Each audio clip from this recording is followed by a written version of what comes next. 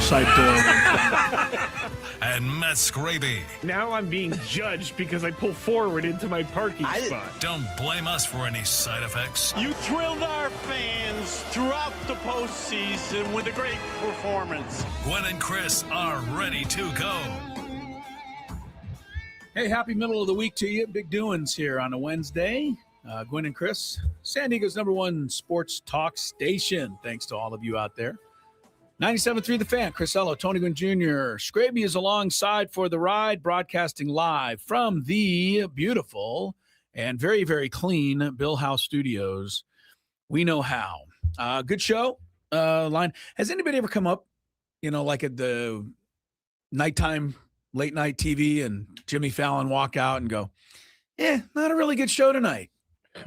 Right? They always walk out and go, we got a good show for you. Don't have much on tap. Yeah, don't have much on tap. Couldn't get anybody. Nobody really wanted to do it. The segments are lousy. They bombed in rehearsals. You're not going to like it. But anyway, I do think it's a good one. Evan Drellich from the Athletic will be on in this hour. Looking forward to talking some baseball business with him. And baseball business, unfortunately, might be bigger than baseball on the field as far as things are going here in the next year or two. So we'll get some thoughts from him. Sports Court later today. Tony and I'll be donning the wigs. And we are getting close Possibly. Here. Oh, you may not be able to find the wigs? No. We're waiting on a possible guest for later in the show. Sports Court may not come at that specific I'll give you guys time. a hint as to who that guest might be. No, don't jinx it. Jinx it? Yeah. You think I have that power? Yes, huh? I do. I don't think there's I any appreciate jinxing you that. thinking. You always do it. You always think about your fantasy team. You always say you jinx them. We always think we jinx our own things. I'm not worried about jinxing your stuff. Okay. I'm worried about jinxing my stuff. Go ahead. All right. I'm not going to say anything. I will say that one of our best favorite people in baseball is back in tow for the Padres, right? If you ask me, like, who's not employed out there, and you can employ anybody out there that you just like to be part of the Padre organization in any particular role, one Harold Bud Black would come to mind for me. And so it is. The Padres have brought Bud Black back in for a little work in the organization, along with Will Myers, who I think was always a well-liked guy. I mean, well-liked personally, right? In that regard, the fans tended to grumble about Will from time to time. But I don't have any problems with this, Tony. No, I think it sounds like Bud is going to, he's going to be out. He's going to be out grinding away. I think he's probably missed baseball for, being away as long as he's probably been in. It took him a while. I bet it took him a while to miss baseball, though, after all the losses he had to preside over there in Colorado. I joked with him. I was like, man, all the color has come back to your face again. Like he looks alive again. It's a beautiful thing to see. I don't think people know, people in Denver, probably whatever, but know what a competitor, right, Bud Black is when it comes to winning and losing and competing and coming out on top. I mean, I think people just kind of assume he accepted losing. I don't think he ever accepted that, but he had no choice but to accept it because it was happening so often. Yeah. And there wasn't a hell of a lot he could do about it. And losing like that takes a toll. So there is no question it takes a toll. People don't. There was a great line in I think NFL Films. So Steve Stable must have written it in one of those highlight package reels. But it's always stuck with me. He said, winning is a team thing and losing is a personal one. And if you think about it, it's really true. When you win, everyone comes together, high fives and celebration. When you lose, everyone goes to their own locker and pouts or whatever and puts their head in their hands and thinks about it. Yeah. So, when you lose and you keep losing, takes its toll. But Bud Black I'm happy. I think it's important to mention that for Buddy and him and AJ wanting to bring him on is a lot more about what he has to offer in terms of what he's seen. He's been around the game a long time. I mean, he's a special advisor. He's not even a coach, so to speak, at this point. So no. Mike Schilt was a special advisor, was he not? He was. And when he was brought here, there were people who thought maybe he's here to oversee Bob Melvin. So it's only fair to bring up If he's bringing a special advisor, is this firing a shot across the bow at Craig Stammen ahead of time? Before he even gets to before he even does a game, we've already brought in somebody. I don't think so at this point, but listen, I hope not. The way this game works, things are fluid and things change over time. But it's good to have someone like that in the organization for sure. It is. And I mean, I've told the story before, but you need to know about what a competitor Bud Black is when he got interviewed for the Rockies job in the conference room where he did the interview. They had a big wall-sized picture of Matt Holliday scoring the famous run to beat the Padres. Well, Bud Black was managing that night for the Padres, and he said he was ticked off and miserable during the entire interview because he was staring at that photo as he was trying to, tell him what a great manager he would be. He didn't like that. Yeah, I'm sure.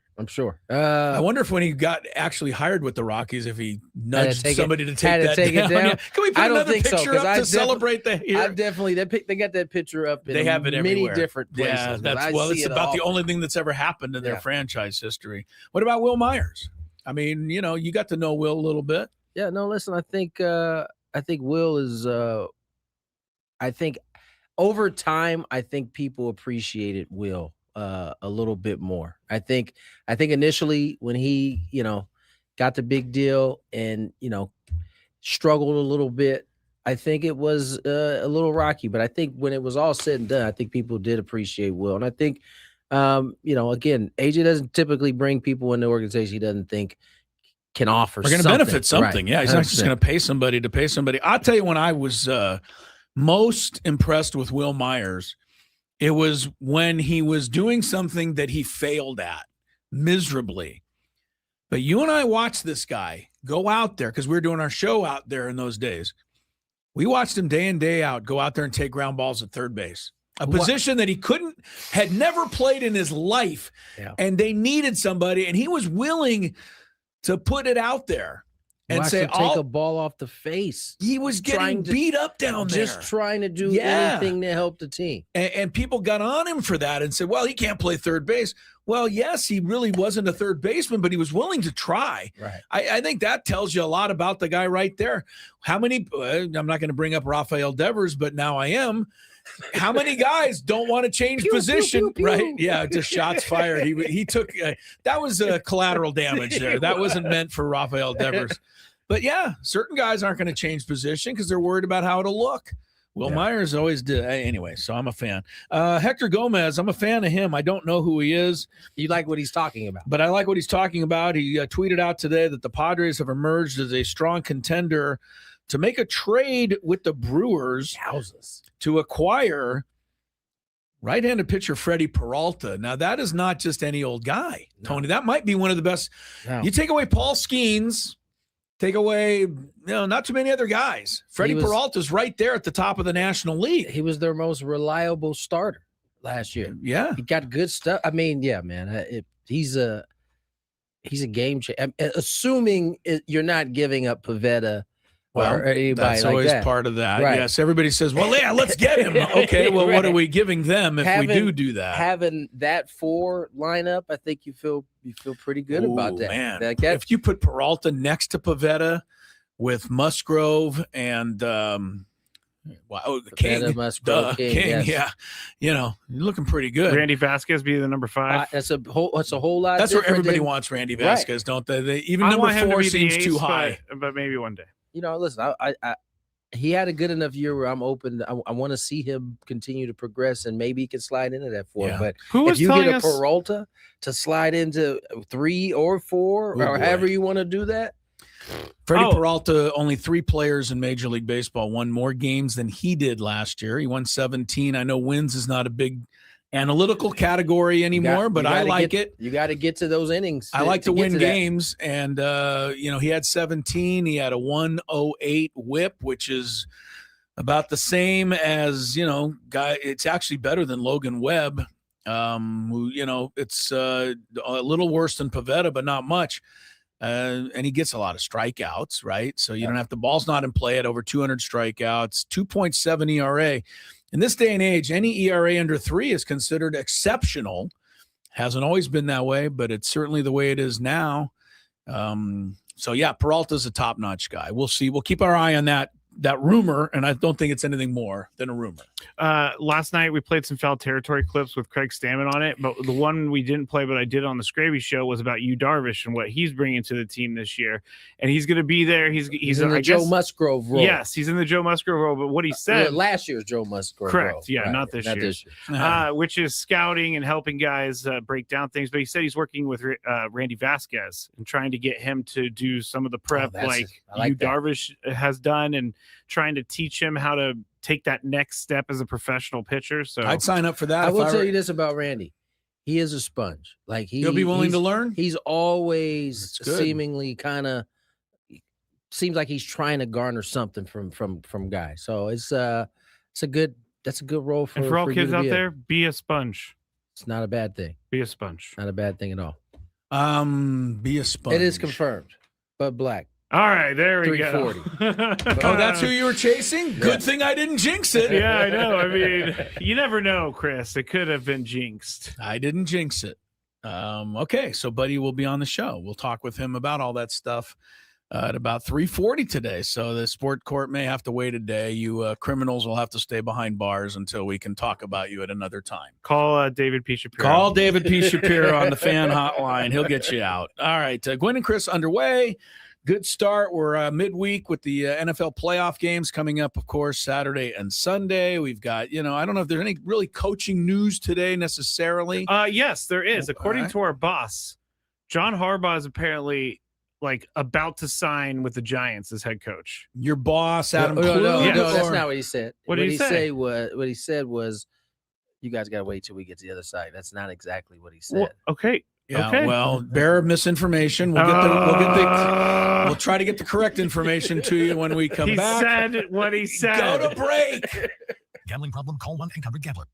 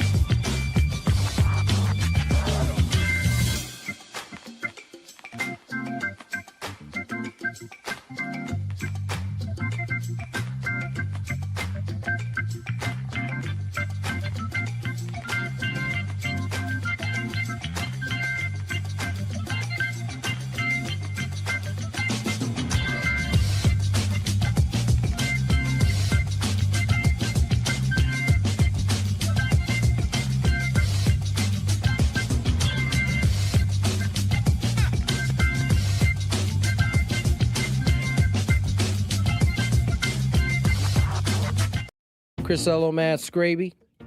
Went to break. Scraby teasing, John Harbaugh.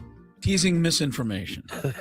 So let's get it right to the people. Even Adam Klug came in here shaking his head. He did. He came in to defend himself, basically. Right, that Scraby could be so far off. Scraby said that our boss Adam Klug. I just love how he jumps all over things. He can't wait, and then he wonders why I jump all over him. Listen, let me get the people. Let me get the people right here. Scraby mentioned that John Harbaugh was on his way to basically signing with his new, pretty much a done deal. Yeah, his new squad. Was it the Giants that you said that? He did. Yeah. That is actually not what Adam Klug said. What Adam said was that he was in the building and that they were going to offer him a contract, and it was just a matter of whether he was going to sign it or not. Now, he apparently hasn't. He has not signed it. There's further news. Who reported that? Was that Diana? Diana Rossini, who knows everything. Said he's going to meet with the Tennessee Titans. Here's what I'll say. Well, he's flying back tonight, and then we'll meet with the Tennessee Titans tomorrow. In my defense, I have another job, and I worked that job this morning. I'm very tired. Secondly, I did get it wrong, and I'm sorry. I worked another job this morning. I'm not going to use that as an excuse. Listen, I once fell asleep on the show. So I get it, my friend. No judgment. No judgment. I don't like to just throw out things that are completely not true, but honestly, in my head, I thought that was the truth. I think you were playing a game of telephone, and it got switched up. It's like that Simpsons episode where, except he was on the line when they were playing telephone, and he completely missed it. You know what the thing is? Let's be honest. If you're a Giant fan and you got excited for a moment, understand that he's certainly still a good, viable candidate for the Giants. They obviously have offered him a contract. I didn't even think about that angle of what I just did. I didn't think about all the Giants fans driving around thinking, what? We got John Harbaugh? Oh, I am sorry, people. Yeah, you owe them. Cold-blooded. Cold-blooded. I'm putting myself in timeout. But if you're a Giant fan, it's still, I think it's still a legit shot that Harbaugh would go there, but not yet. Yeah. In college football news, Dante Moore, the quarterback of Oregon, will be returning back to Oregon next season. Yes, he will. Not the worst move when you fumble the ball and throw it away 4 times in the first quarter of the championship game. Although I don't think it would have cost him. I think he would have been drafted highly. This should be happening more and more, though, right, Tony? Because guys are making more money in college than they would as a pro. It's not as easy to just pick up and leave anymore like it used to be. You're making so much money. Like, what's the big hurry? Which is again, I don't know if this is good or bad. I don't think it's good because ultimately, the goal was to get to the league in order to maybe perhaps make that. You already get it at the college level. What's the motivation thereafter? I took myself out of timeout. Dylan Raiola was supposedly going to Oregon, and now I think he already committed to Oregon. That Dante Moore now I'm scared to deliver was facts. Bye-bye. Now I'm scared to deliver facts. No, I believe you're right. He did initially he did commit to Oregon. To going to Oregon, thinking Moore was going to be out. Is Raiola supposed to be better, say, than Sam Levitt?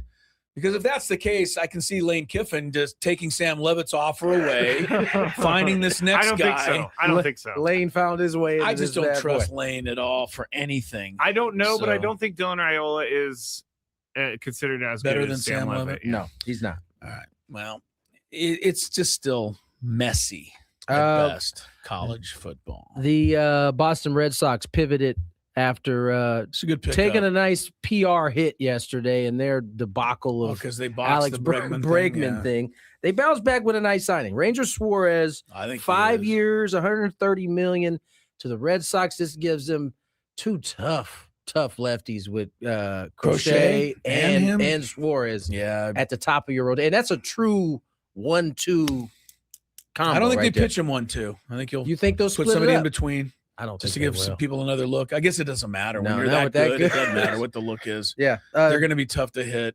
Although, Crochet proved it's not really a thing. But they say left-handed pitching is, a little tougher at Fenway because the right-handers can pull the ball up against the wall, but not when they're pitching that good.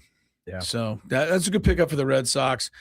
There's another thing that's completely wrong with my fantasy baseball league that I I can't believe you guys play fantasy baseball. Honestly, He's in a much I have stupider league what than other I am. what other things do I have to do? I'm just saying. Chris can't every use day- American League players. Yeah, so no, if- I know. He's talked to me. So if he Suarez trades is one gone of now. I them, just lost he's him. out of the league. I lose him. He was on my roster. He's now no longer on my roster. I So, get nothing. Do you get a for it. pick for that or something? Nothing. So you just lose a guy. Just out of luck. That's we gotta come up. Commissioner's gotta come up with something better. Talk to the commissioner. Come on, man. Yeah, that's you got to involve the American League. You can't just lose a player. I did. That's just like vanishes. that's Pete like Alonso me. was the same thing. He went You to the lost Orioles. Pete Alonso and Ranger Suarez. Yep. Wow. That's a cold game. That is a Cold game. Yeah, that's my luck. Yeah. And now, and you know what? Now that I won the football this year, and I don't mean to mention it again, but I did. Winning the football, I have a feeling the fantasy gods are going to be even further against me than normal in the Yeah. baseball this Yeah. year. So Yeah. they're starting out. You know that what I way. won't have to hear about anymore?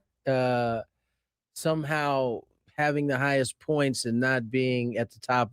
You were once again one of the high scorers this year, and it has benefited you. It worked very well. out very well this year. Good luck to the Aztec men tonight. We already got one win today. We got one, right? The women won. So the pressure's on the men to keep San Diego State undefeated on both sides of the ledger there. That's a 5:00 start. So we'll actually get to watch some of that game before we get out of here at Wyoming tonight. I did read the story I discussed yesterday online, Mark Ziegler, but it was in the It was paper in the today, paper so I could today. see it today. Yes. If you are a fan of good writing and fun stories from Laramie, good story by Ziegler today. In Now the you're paper. set. You know exactly when the articles are coming out now. Right? Yeah, it's ahead of. Yeah, You can see it a little I early knew I if could you look want, for or it. you could wait. I could look for it today in the paper. He told some very funny stories about the world of Laramie, and they're all true. Believe me, it's a crazy, It's gonna different world up there. Couple things. Well, we'll get to that other stuff later, but it's gonna be weird, not going to those places. I'm happy we're not going to those places. New Mexico, same. It's Don't a go wrap. to the pit Like, anymore. Look, we've talked about it in the past. The Aztec basketball teams, but the men for the most part, they play such a variety of crazy road games. Yeah. That don't get any Unique. credit Very at all. unique. Because Wyoming has such a bad, what is it, Q rating or whatever they rate these teams on. New Mexico, whatever. But it's always a challenge to go to these places as the way the travel is, the altitude, the fans. I've said it before, Duke doesn't play games like that. No. And, last night you sent me a note, but Iowa State was number 2 in the nation. Great call. But they'd only Great played call 2 last road night. games all year. And now you go to Kansas, it showed. and they have no chance. They got Teams don't play on the road. They got blown out. Yeah, last but you know night. what else? It also what they would tell you is it doesn't matter because when you get to the NCAA tournament, you don't play on the road. No, you're gonna. It's right. You're gonna be in a neutral. It's setting. a neutral site, but the Aztec games in the conference are really tougher than people ever think. I think in some ways though that makes it toughens them up. that maybe. exactly. Yeah. There isn't a place you can't walk into and feel comfortable. No, you cannot. I think that. I think Dutcher ought to try the Smokey story today. See if it would work. I think these. You see the signs that say know- 7,220 feet. Don't worry, the arena's pressurized. I think these guys. I think these guys know a little bit I more think about they it at this know. point. Man, Smokey doing that's an all-time. Ted, thank you for that story. Classic. Don't know if you guys saw it. I'm sure Scraby saw it. Your boy Warner is trying to push his way into this. It's in the Big Five. We'll talk about Yeah, it a little yeah. bit. And, Why would just ahead of time, but why would the 49ers balk at this? because he could do serious damage to But his if he signs ankle. off on it, I would say he has to sign off on it so that I don't have to pay. But he signs off on it and he wants to, I don't know. I still You want keep Fred him from Warner to playing? be a good linebacker for the next 5 years, 6 years. Okay. We'll get into that in the Big Yeah. Five. Yeah, that'll be an interesting discussion. Trey Young, right after the deal, will have to sit out to the All-Star break. He's already hurt He's already for hurt. the Wizards. Yes, I think he might Did he do have slip come there on some, hurt. I think he slip might on have. some ice walking He's- to practice? He's still recovering. He was hurt when the trade happened. He had an MCL quad injury that he is trying to get calm before making his debut as a. Maybe that's why he wanted to A go to the Wizard. Wizards. He's just like, I can chill. Well, listen, the He should Wizards. have to go to the Pelicans. Him and Zion together. Here's the deal. What we have to remember about the Wizards: they are a tanking team. So Yeah, as long more Trae Young sits out, the better. They want him to sit out, I'm sure, so they can get these picks that they are accumulating over time. How's that tanking been working out for the Wizards the last 15 years? It hasn't worked very well, but who knows? All right, let's get to break. On the other side, Evan Drellich joins us next. We're talking MLB business. More Gwynn and Chris. Gwynn and Chris.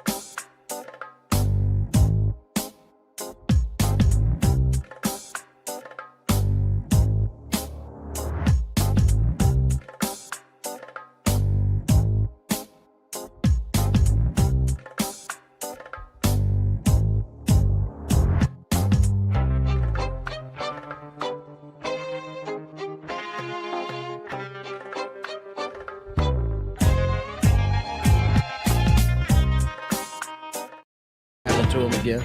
I mean, honestly, I take them off like if you're watching on the YouTube, I take them off at the end of the segment. I put them down like that, and by the time I come back there, you know what? We need to record it. We need to turn our phones on when he show sets what them happens down on this? to see if they just lay there the whole time, and then as soon as he picks up, they turn into spaghetti. Well, I certainly don't pick them up while they're lying there and mix them up, Tony. I don't turn them into spaghetti. The wires. You don't sit still though. You're not like just sitting there like a statue. No, but I put. Well, it's not that important. I think you're right. It needs to be. We need to document. We need some documentation. Yeah, you guys have at it. Gotcha. As the old thing, knock yourself out. Evan Drellich from The Athletic will be joining us shortly. Pretty important interview, as far as I'm concerned, because he's talking to us and you about the business of baseball right now, the latest. I don't like the word strike. I don't like the word lockout. I don't like to be thinking of any of it. But if you're not, paying attention to that possibility, you're not following baseball right now. It's a big deal. We'll get the latest from him. He knows a whole ton about that. And the Padre news of the day, along with Will Myers, Bud Black is back in the Padre organization, hired as a special assistant. I guess we'll get the official title, but working along with AJ in the front office and this ball club, and Bud Black will be on the show about an hour from right now. Mentioned the Aztecs basketball at Wyoming tonight, 5:00. The Aztecs are 5-0 in conference. Utah State is also 5-0. Utah State is home tonight against Nevada, which is 4-1. So we'll see what happens there. And Bud Black is the senior advisor to baseball operations. Senior advisor. Yes. All right. I've always felt that's I know where he's going with ageist. No, it's a little ageist, but no, I think it also makes you sound really good. I mean, I remember senior. Yeah, when you used to be like when they had writers like at Sports Illustrated, that was what I really dreamed of, honestly, was being a writer at Sports Illustrated, which I never made it to that level.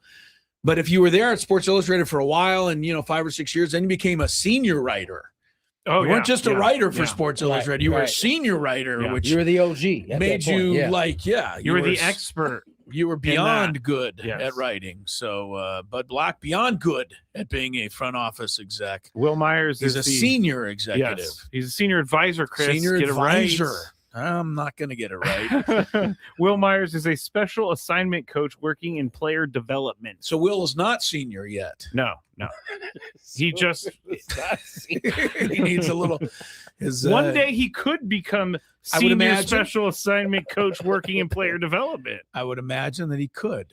All right. We're kind of killing a little time waiting to get Evan Drellich I will say this. the show. Clay on the chat wrote about Bud Black being brought in and other guys being brought in, that Craig Stammen is being surrounded with some extremely smart baseball people, and he has no shortage of places to go if he has questions. With all due respect, that's a good comment there, because a lot of people will say, well, now you got Bud Black around, you got this guy around, you got that guy around. They're all gunning for your job. Correct me if I'm wrong, but people that are successful want the most successful possible people surrounding them. Right. And those people don't have the same hangups as a lot of other people, which is, hey, I'm going to do a good job in my job. So I want other people around me that are really good.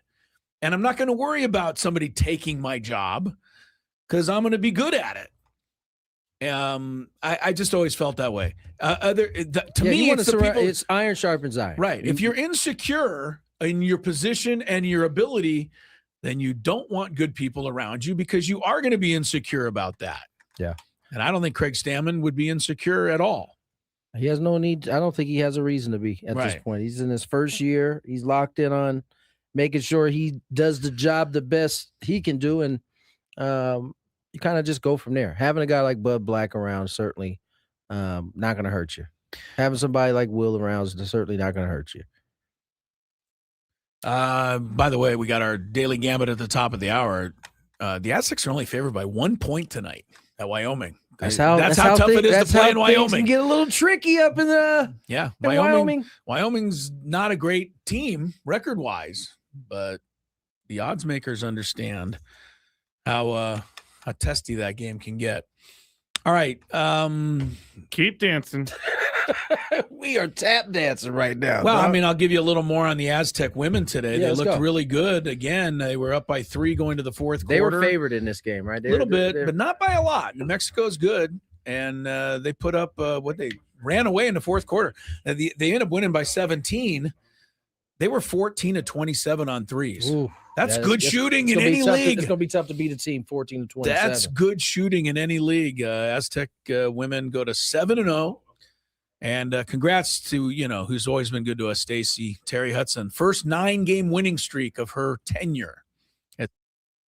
So, Evan Drellich from The Athletic. Boy, good to have him on the show, especially since Evan, we were holding off to 2:40 to have you on, but our segment started at about 2:36, so we've been tap dancing for 4 minutes until your arrival. Happy to have you with us. All guests join us on the David P. Shapiro Fan Hotline. David P. Shapiro criminal defense attorneys helping good people regain control of their future when charged with a crime. They've been doing it since 2010. Visit davidpshapirolaw.com. All right, Evan, thank you so much for your time, sir. Great stuff. Love following everything you write in The Athletic. I always feel smarter when I read your stuff. So I'm hoping to feel smarter again today. Start with a bit of a general overseeing question, but where do things kind of stand with baseball? And if I'm a fan, how worried should I be at this stage that something could happen?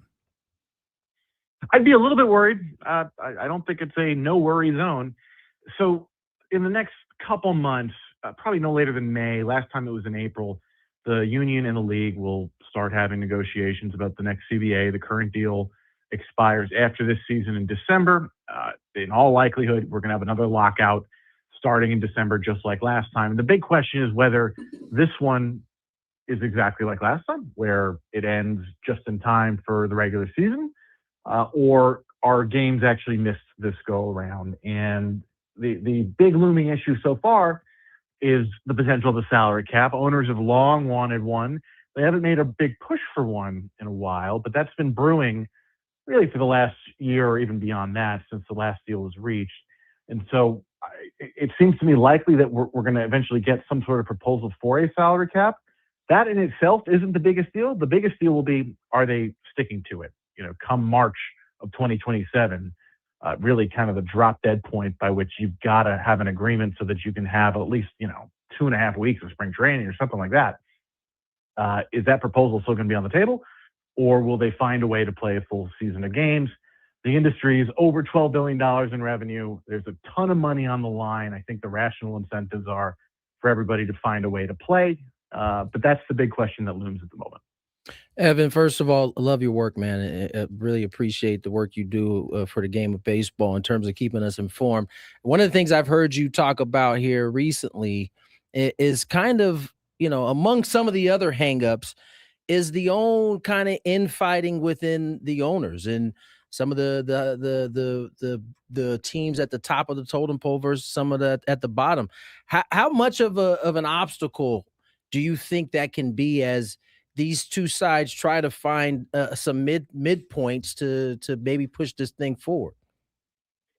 It's always an issue, and I think in some cases it's more of an issue than can they find a deal with the players, is the ability for the commissioner to get his 30 owners and their groups on the same page. And even when you talk about the potential of a cap proposal, there are big things that they got to settle on internally if they're going to be able to move forward with that, they being the owners.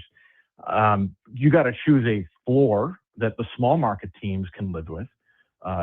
Same thing with the ceiling for the big market teams. And that's even before you get to the point of trying to convince a group of players in the union that historically, for decades has said, we don't want to do this, that it's now the right thing to do. And the other part of this that's tied to a cap, that doesn't necessarily have to be tied to a cap, is the state of the sports media rights. Right. The RSNs are crumbling. The Padres, everybody's seen this, where MLB took over their broadcast. MLB, there are some big changes MLB can make with media rights. that would involve big changes to revenue sharing, meaning how money is shared between the owners themselves. The tricky thing about that is that revenue sharing is collectively bargained. It has to go through the players. So there's just there's a lot to deal with for the owners who, in this negotiation, unlike the last one, where the players have been angry for a long time, this one is about the changes the owners want to make. There's certainly things the players want, but the aggressors so far have certainly been the owners. Evan Drellich from The Athletic, getting smarter by the moment here. Evan, thank you for all of this stuff. I kind of the opposite of what Tony asked, but is there any potential this time, because I don't really believe it's ever happened before, that the players aren't as strong this time as always in the past? I say that, you got the Bryce Harpers, you got the cream of the crop. I think, all of the things are nice for them. But it seems to me I'm hearing a little whispering anyway that maybe some of the rank and file players wouldn't really mind if there was a salary cap as long as you keep baseball going, because salary cap doesn't necessarily affect their salaries. Could that come into play at all, or the players are forever going to stay solidified? It's a good question.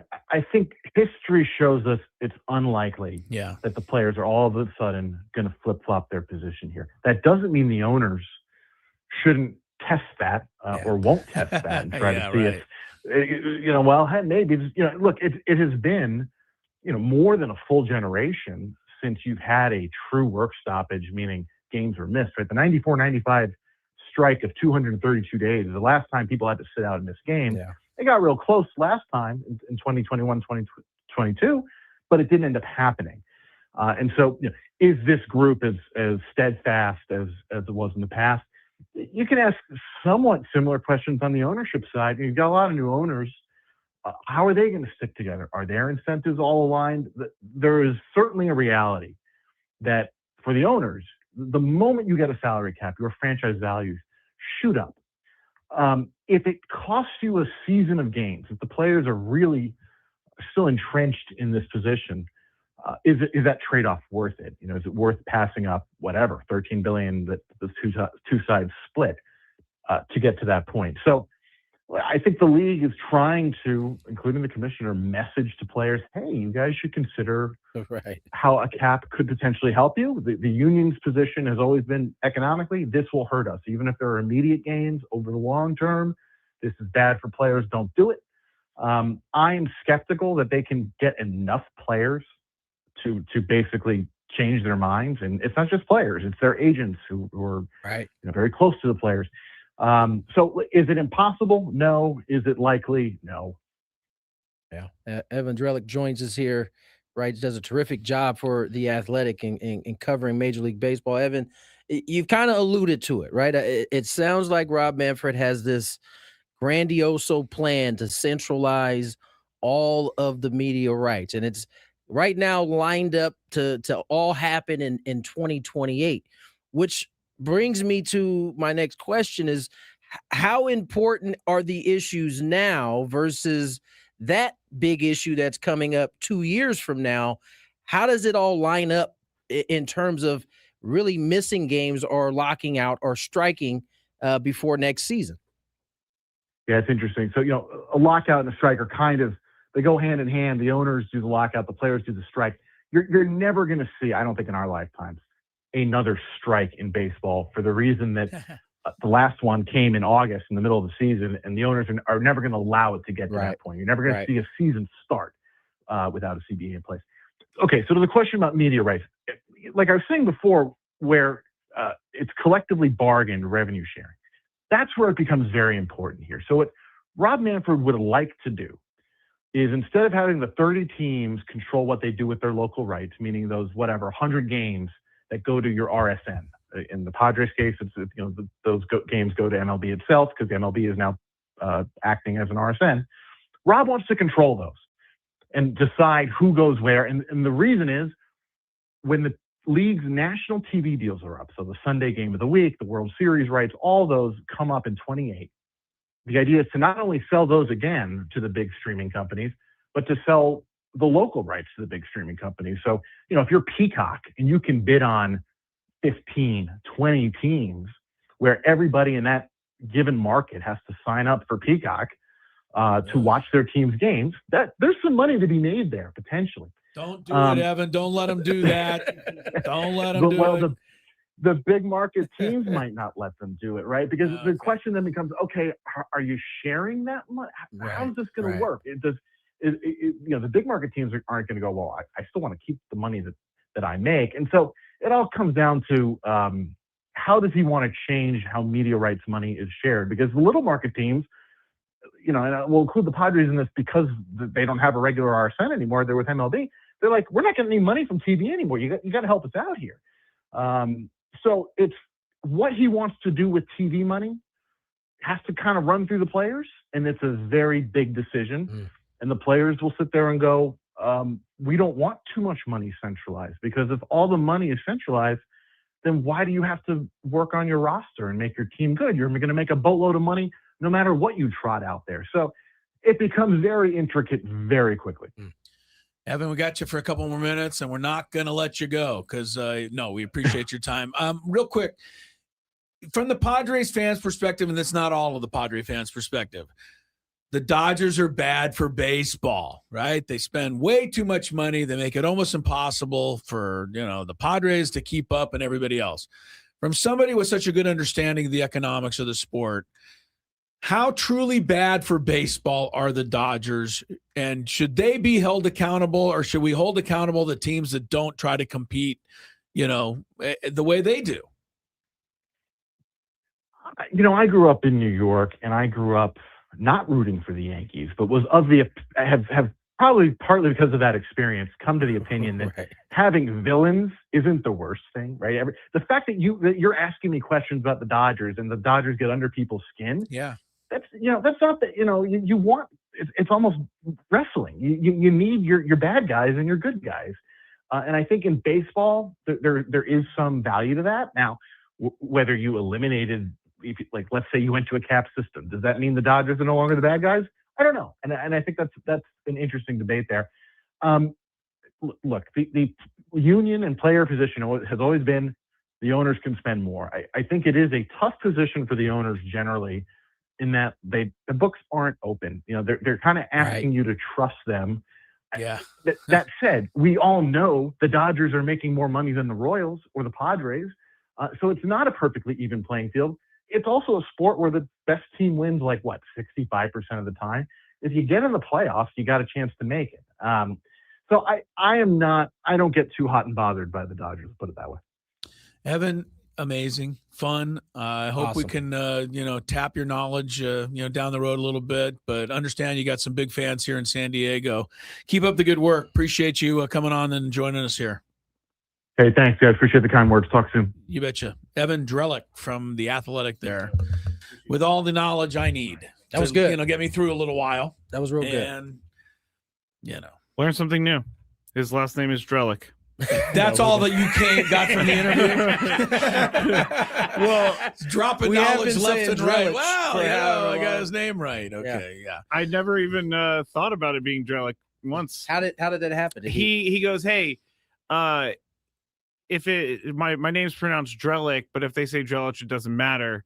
And so that's when I told you guys. Happen to him. It must happen. I would imagine. Well, I think everybody just assumes it's Drellich, which I want to call him by his right name. Yeah, for sure. That was good. That was good. Yeah. You definitely feel educated on kind and this is important to remember. Sorry, I just cut you off. Go ahead. This is important to remember. This is all happening after this season, right? Not before this season. Yes. Yeah, but it's going to be a storyline during the season. I think. Well, this is going to be right. As he said, they're going to meet in May, and that'll be their first meeting. Yeah, and we know. Let's just set the table. Nothing is going to happen in May. Or June or July or August or September. We would be shocked, right, if something happened. Yeah, they can meet, but it'll be we're never talking to those guys again. May be the first time that the salary cap is formally talked about. I get the sense that everybody thinks it's been like this. No side has talked to each other yet. This is just what everybody's expecting to happen. May be the first time it actually officially happens. It's going to be December, and we're going to be sweating it out. Get ready. Kind of for what we it. do. Yeah. All right, top of the hour break. All that stuff. Daily Gambit. How'd the Lakers look against Adam Klug's Hawks last night? Good. Guess they look good. We'll find it all about that and what's happening tonight. 97.3 The Fan.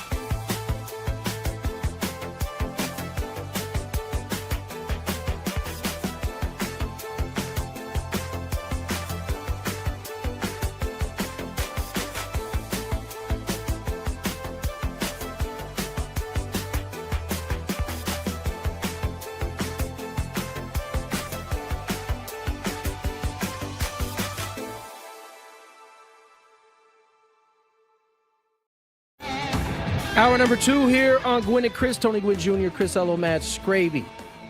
Daily Gambit coming your way. Didn't mention it a few days ago, but SDFC head coach. I think you should have Scraby play the breaking news sounder here, since we're so late on this news. Just there we go. I mean, we're so bad. We should have passed this along to you a long time ago. This was 2 days ago. Like most of you probably know this, but in case you don't, head coach gets a new deal to remain SDFC's head coach. Maybe I didn't get the memo. Did he ever officially win Coach of the Year, or did they give that to somebody else? I don't recall hearing how that turned out. I know. I feel like I should know, but I know. See, we were just talking about this. It's it's very difficult. I mean, I never get the news, and I've set myself up to get the news. I'm with you, man. Siggy Schmid. Of who? That's who won it. No, that's the name of the award, I think, isn't it? Schmid was like an old coach back in the day. I'm looking. That's what it said. No, I don't trust myself either, okay? No, Philadelphia Union head coach Bradley Carnell. He was the winner. Has been named the Siggy Schmid MLS Coach of the Year. All right, so I was right. It is the Siggy Schmid trophy. You were trying to tell me how you were trying to tell me that Siggy Schmid was the winner, and I'm like, no, I think he was the name of the trophy. But yeah, that'd be like saying, who won the? Who was the? What did Skeens? What was the award? The pitcher for the best in the National League. Who won that last year? Cy Young won it. Yeah. Oh my God. I type in 2025 MLS Coach of the Year, and it comes up with Siggy Schmid, Coach of the Year. Yes. Former coach at UCLA for 100 years. Probably did some stuff in the MLS after that. Now I hate Siggy. Don't hate on Sig. It's not his fault that you didn't know who he was. Siggy's a hell of a guy. So yes, Mikey Vargas gets an extension. As does Anders Dreyer. He gets a contract extension through 2029. I mean, are we fair to complain a little about this? I mean, the guy had an expansion team. He had in the Final Four. No, we should be excited to have Mikey Vargas. No, we should you're talking about head getting coach for the award.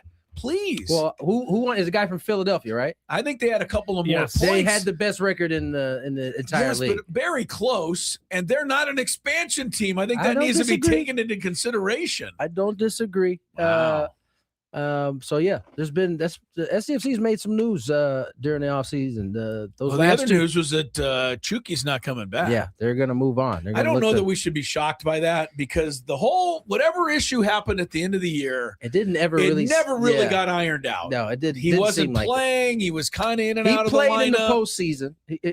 But I don't even think he started, Tony, all the games. By he was the way, coming in late. Mikey Vargas on the morning show tomorrow with Ben and Wood. So you get a chance to 7:20. That's an early. I mean, I bet you Mikey Vargas wakes up at like 4 a.m. He seems like that type of personality. He's very awake and ready to go. 100%. Yeah, I should tell the guys on the morning show, and Paul Reindl, who's always needs this information. If you ever really need a guest in the opening hour, I'm up. Just saying. What are you guys going to talk about? I have no idea, but they have Tony Gwynn Jr. on all the time, and they never ask for me. Is that true all the time? No, they definitely don't have me all the time, because they know I'm not getting up that early. Well, but you're on the East Coast. They wait till you're on the East Coast, and they call you. Yeah, they get me on the East Coast, which is a little bit different story. That's smart. So, my feelings aren't really hurt, even though I'm awake anyway. Just letting you know. And give them a topic. Maybe they'll have you on. Let's get to today's Daily Gift. I'm sure they don't want to talk Dolphins, though. Do you like money? I think about money a lot. Do you like money without doing anything? Winning. Do you want to make money while watching sports? I think Washington is immortal luck. Washington! Woohoo! If you answered yes, this is your segment. Just don't blame us when you lose. Nothing is ever your fault. It's your game. Take it. Gwynn and Chris go through the top bets of the day in The Daily Gambit on 97.3 The Fan. Daily Gambit is our daily sports betting segment here on Gwynn and Chris. Please, everybody, gamble responsibly. And remember, we are broadcasting live from the Bill House Studios. We know how. We know how. We know how. Now, Chris knew how last night with Iowa State and Kansas. Yes, he did. Because Iowa State, Caught one there. Yeah. Tony's face was like, "Where's Scravy going with this?" Oh, he landed it. Iowa State minus 3.5 on the spread at Kansas. Tony and I went Iowa State. Chris went Kansas. Kansas wins 84-63. I knew this was a problem because the game was on TV when you guys left last night, and Iowa State couldn't make anything.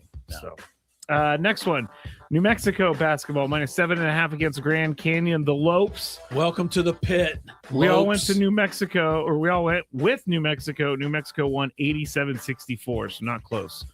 Now, St. Mary's minus 6.5 at my Dons. Chris and I went USF. Tony went Gales. Chris, it's time to stop betting on USF. I think you're right. St. Mary's 82-68. They don't have the same juice that they did last year. Not good. No. OKC minus 9.5 against the Spurs. We all chose the Spurs. OKC demolish the Spurs by 21 points. Hawks minus 2.5 against the Lakers. How are the Hawks favored in this game? I asked it yesterday, and I'm asking it again. I don't understand what they were thinking. I thought that they were favored because the boys weren't playing, but that wasn't the case. They played. Lakers just annihilated them. Yeah, the Lakers, we all chose them, but the Lakers won 141-116. So much for JJ Redick complaining about not being able to make a basket.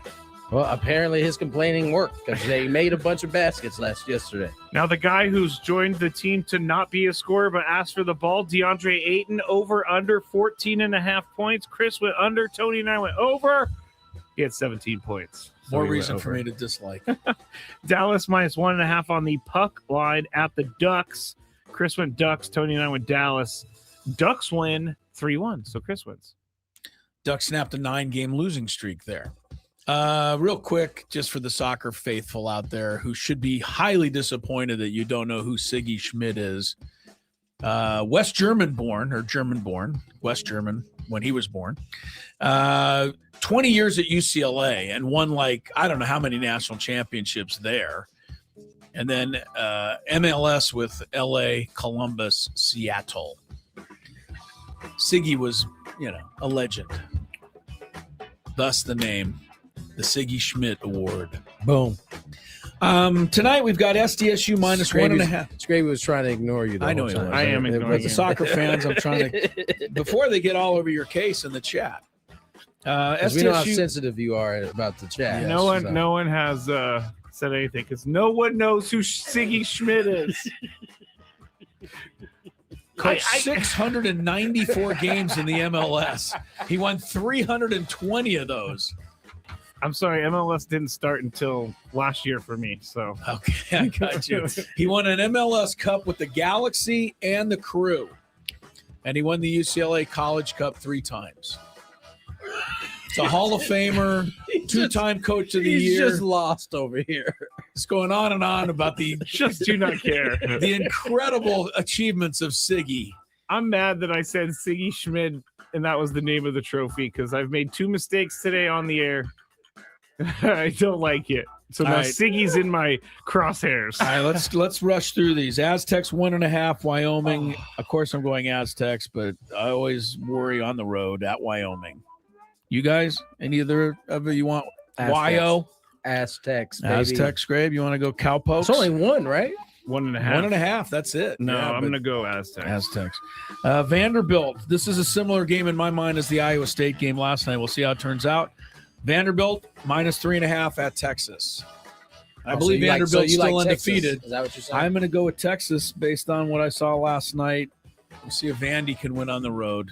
Either of you? I'm going Vandy. You're going to try Vandy. They've been pretty good. Obviously, I don't think they've lost. They've been really good. I'm going with Shaka and Texas. Utah State 13.5 over Nevada. Utah State and the Aztecs are tied for first place. We saw the Aztecs narrowly beat Nevada last week. Tony. Utah State 13.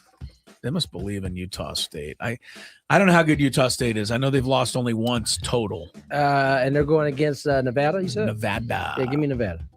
Nevada plus the point. Scraby? Utah State always. I'm going to go Utah State. You can. Nevada for me, even though it's Really tough for me to ever pull for Steve Alford. Bulls 4.5 over the Jazz. We haven't checked in on the Bulls in a while because they looked good last night. Yeah, but they played well. They lost good game, but they look good. Well, they're without two star players. That's hard for any team in the NBA. But they're favored by 4.5 over the Jazz. The first time these two teams played, I think it was 150 to 149 in triple overtime. I doubt they'll duplicate that. But Scraby, who you got? Bulls at home, 4.5. I'll go with the Bulls. You're a good guy, Scrabe. Trying to get on my good side. I'm going to take the Jazz because the Bulls stink when they're favored. That's just something I happen to know. Tony? I'm taking the Bulls. All right. Good for you. James Harden, 40.5. Points, rebounds, assist. Clippers home to the Wiz tonight. I like to call them the Wiz. 40.5? 40.5 points plus assists plus rebounds. And it's the Wizards? Oh, yeah, book it. When is the last time Harden got a rebound? Does he get any of those? I'm joking, but I know, but he gets some. He doesn't go in there and box anybody out, though. I mean, the ball bounces to him. I don't think they're asking him to do that. No, they don't want him in there. No. Yeah, every time I get on James Harden's case, I watch him play, and then I don't get on his case anymore. He's such an incredible player. He really is. I'm going to take him over also. Scraby? Over. One last one, just because we know Tony will get it wrong. Vegas Knights, -1.5 at the Kings. When's the last hockey bet I've gotten right? I feel like I'm like 0 for the season on this. Well, there's I think you owe for the show's history. There's a blind squirrel thing that could happen here. What is what's the teams again? Vegas on the road. They're in first place, 54 points. Kings are in fifth place, but have 48 points. So it's very close. Surely the first place team should win. So on the road, I'm taking the Kings. The Kings. You get a goal Sorry, and a Kings half. fans.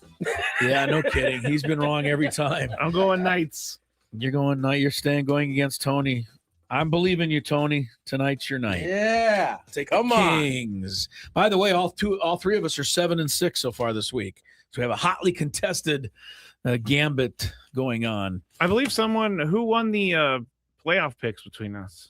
Well, it was not over done yet. You just said we got more playoffs going. It's for the whole cumulative. playoffs. Yes, that's how it's going. You've played this before. You realize this, right? Yeah, you're ahead. This is not new. I don't remember. Well, it was just last year. I don't remember. Let's get to break. Yeah, we have illegal to. screen. Oh, who said that? Illegal screen. That was Missoula. Yeah, Missoula. More Gwynn and Chris on the other side. Illegal screen. Looking for slash.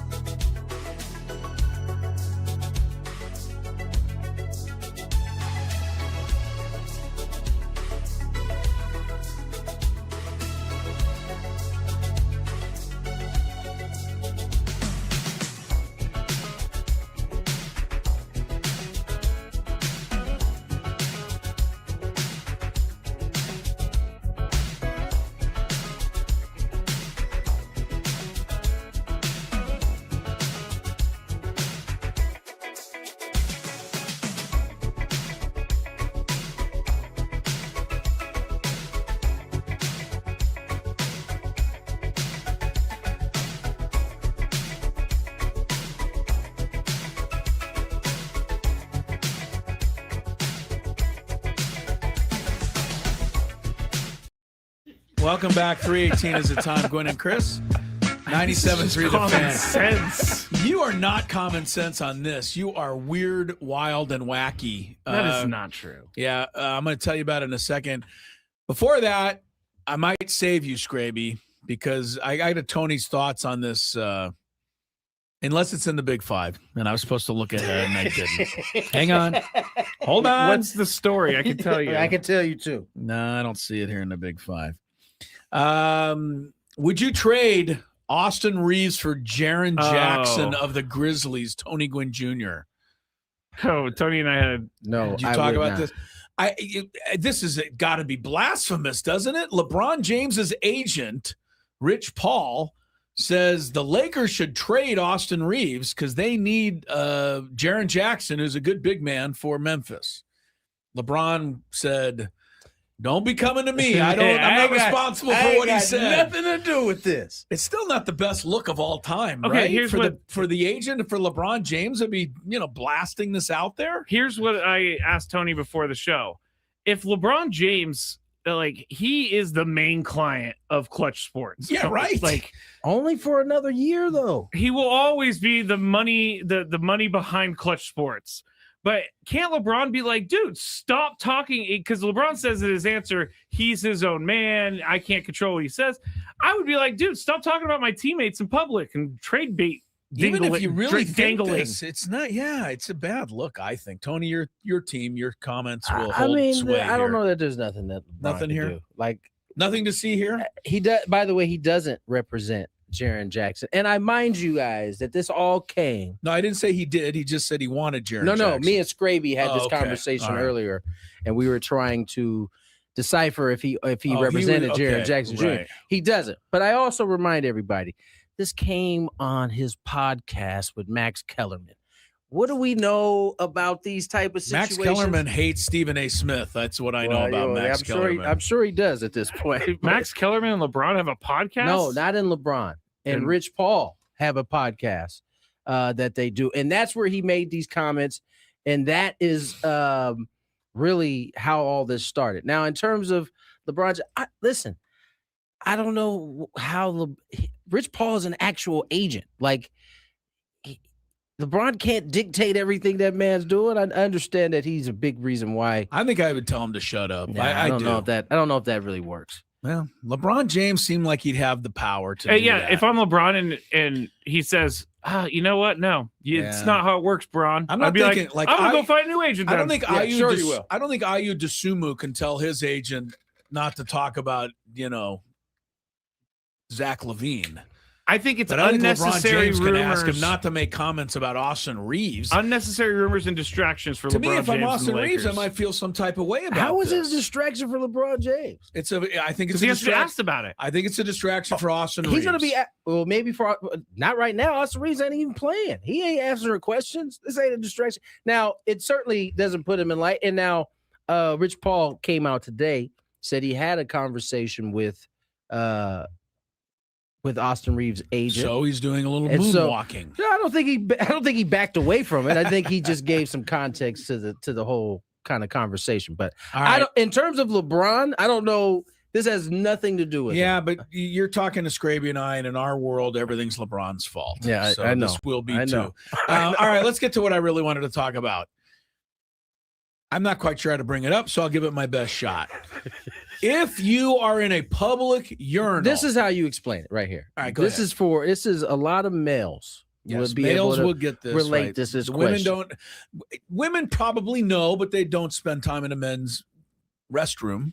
But if you're in a public urinal and there's one of those, I know I have certainly had, going back to my college days, even after, had roommates go to the bathroom, beer in hand. right? This is the question before. See, the I think court. that's different in my scenario Why is it different? because What you're if- at home. No. I didn't say anything Well, about let's home. set the, I didn't let's say set the anything whole about thing home. up again. We're at a public urinal. You're walking in with a beer. You go to do your business. You put the beer, set it on top of the upper part of the urinal while you're doing your business. Scraby thinks that is the grossest thing he's ever heard He about. said, what was your exact word?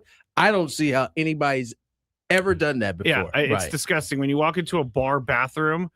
The last air I want to breathe is that bathroom's air. And the last thing that I want so touching my drink. okay. That's different than what he said during the break. No, he's worried about air going into No, He's not worried about air. He thinks that the pee is going to splatter upwards and go into the cup. Okay. Droplets, I think he called That's what it. he You said. guys make me sound like a crazy person. You did say that. 100% said I that. said that sometimes droplets, they're lighter than air. They can go up in the air and then come down into the beer. Come on. I know that I'm a little too much with the germ thing, but it is gross to take an uncovered drink into a public restroom and just put it. It happens at the Padres game all the time. What covered drink have you ever taken into a public restaurant? Like, how does that work? I don't take drinks into the restroom. You just go. I just go to the restroom. So you leave your drink out in the public and then go into the bathroom. No, I chug it. Oh, and then I get a new one on the way back. Okay. I've also got to be honest with you. Do you ever just not go into a public restroom as if to, just hold it because you are so grossed out by the idea of a public bathroom? Scraby's getting some confirmation from the chat. I will look right into the bathroom, and if it looks gross, I will turn around and walk away from the bathroom. Go ahead. You're getting some people who agree with you here? Winging at the chat. We're talking about resting your cup of beer on top of the urinal while you use the urinal. Scraby can't fathom this. So maybe he has support. You have some support? I leave my beer at my seat. There's pea mist in the air. Pea mist. Which is true. Well, I got to tell you something, Rod. I would give you the pea mist over droplets floating upward and around and into the cup, which is Scraby's concern. There's another one. Scraby is correct, as usual. You're correct, as usual. Love Scraby's mother finally chiming in. No, that was from Smash the Numbers. All right. You're right, then. You guys don't find this gross. That's weird to me. We don't. That's weird. I mean, listen, I could see. I don't know that I find it borderline, but I think I've certainly gone into a bathroom with a beer, open beer before. Clay, Scraby, I'm with you. I do not take any drink covered or uncovered. Gross. Were there any people who were not with you, or are you only going to read the ones that are with you? No, there's no one that's disagreeing with me. Okay. I mean, that's nice. It's not that nice and convenient. No, it's definitely, if they disagree with me, they do let me know. You are overblown on the germ thing, though. I admitted that. Come on. I admitted that. But Chris, how did you survive COVID at all? I know one thing. He got very angry at me anytime I came anywhere near him without a mask. He was flipping out. Jocelyn makes another great point. Not only are there number one particles in the air, but there are number two particles. Jocelyn, in the air. that's not where we needed to go. Gator Padre says I disagree with Scraby. That's the germ thing. Oh, here's another thing from K-Laws. If you're at home in your bathroom and you flush your toilet, just a bunch of gross stuff goes into the air. And so if you have your toothbrush out, you need to put it away. Then everybody's toothbrush in the world has residual effects from people flushing their toilet. I put mine in the medicine cabinet. Nobody else does. Really? Everybody's toothbrush is out on the counter in a cup somewhere next to the faucet, right? You're gonna say that's normal. So now my toothbrush is infected. Normal. To put the toothbrush inside of the medicine cabinet? No way. Everybody's toothbrush sits in a cup on the counter. No. Yes. I've known this for a long time. Okay. You cannot leave your toothbrush next to your toilet. That is disgusting. I didn't say it's right next to the toilet. I'm saying it's in the restroom, which is what you're talking about. Oh, man. Dominic says, I remember those troughs at the queue. Doing that as a 6-year-old was scary. I remember the troughs. I remember the troughs at Fenway one year. You may want to avoid. I will admit that. The troughs are a little crazy. I told you. I was telling my kids the other day, we lived wild in the 80s and 90s. They don't know nothing about that. Can I ask a really personal question? You don't have to answer, but I'll answer for me. Okay. I'm scared. Does your wife close the door to the bathroom area when you're in the restroom and she's using the bathroom part? You know what I'm saying? Yeah. She closes the door. Yeah. Okay. Yeah. We do not close the door in our household. I knew you'd have a problem with that because you're the all-time germaphobe. All right. We'd have to do a. Cole says he keeps his toothbrush in his toilet, so he just reach in and grab it when you need it. Apparently, I'm wrong about this toothbrush in the medicine cabinet. It's ridiculous, dude. I honestly, you're wrong about that. I don't. This is an example of growing up in a certain household with certain ways you do things, and you just don't know. Everybody in your house. I just always assume that people put their toothbrush away. When I go into someone's house and I see their toothbrush, I'm like, "Good luck with those particles on your teeth." Bud Black will try to square all this away. He's joining us when we return on Gwynn and Chris. Coming up on Thursday. I actually got in trouble once when I worked at the bank for looking up a celebrity, and it was totally wrong on my part. Totally wrong. Looking up their account number? Just I searched their name in the account system, and what is wrong with you? I was like 19. You'd be better off. You'd be better off admitting that you wore your underwear inside out. Frankly, This guy is just searching up people's accounts. It only happened that one time because I got caught. How did you get caught? The account was flagged, and anybody taking a look at it gets logged. And so I got called into the boss's office like 3 days later. What did that come? I'm sorry, I gotta ask, but nobody's supposed to be doing this preview. What did that conversation? How did it go? Well, why were you looking up Paris Hilton? Is that who it was? I can neither confirm nor deny. Oh my goodness. I can neither confirm. That's really funny, Chris, that you just yelled out that name out of all names. No. But I walked in, I got called into the office, and I sat down, and all my boss, I loved her. She was great. Her name was Sharon. Amazing boss. She just slid the piece of paper in front of me. You knew. Said, "Did you visit this account?" And I looked. Yeah. She was like, "We're gonna have to write you up for this, and if you do it again, we're gonna have to fire you." And I said, "I'll never do it again." And I got out of there as soon as possible. I took everything, but it was not good. Not good. Just curiosity, huh? He's like, I wonder how much they have in their account. Yeah. I mean, before I got caught, I did look up athletes. And, oh my God! I'm so glad you're sitting in this seat now. Yes, I'm so happy you're not doing any job that can be dangerous to people's futures. This was in the first year that I was there. I learned my lesson thoroughly. Chris, as I said, as soon as they walked in, they was like, "Yeah, that's our guy right there. That's our window. We're gonna take him down." Yep. Just lucky I didn't get caught for like. I can't even say. I'll tell you guys off break whose account I saw and how much money they had sitting in their checking account. And this was how long ago, too, by the way? 2009, 10. Way before I became a good person. Didn't Bank America end up getting in trouble? Or was that, it was one of those banks got in trouble? All of them get in trouble for selling information. But I heard folks like you. I wasn't selling any information. I was just wanting to see what was going on. Curious. I didn't check their account activity, which I could have. Been like, oh, they bought this here. I'm going to go up there. You know, I'm not that creepy. Well, that's stock. Oh, yeah, you're not that bad. I'm not that creepy. This is amazing, by the way. We're supposed to be doing. How are we supposed to do baseball picks under these circumstances? We can't anymore. I think we gotta push it. You guys never did it? Well, I mean, no, it's great. We didn't really. Okay. Like you work at a bank, you're looking at people's account information. That's unbelievable. It only happened for a little bit, and then I got only for a little bit. I can't stop laughing at this because it is quite hilarious. Greg. But you were saying that I may have gotten robbed or whatever. I actually did get robbed when I worked in San Francisco, and they're called quick change artists. How long did you work in the banking industry? 8 years. I was a teller supervisor when I finished.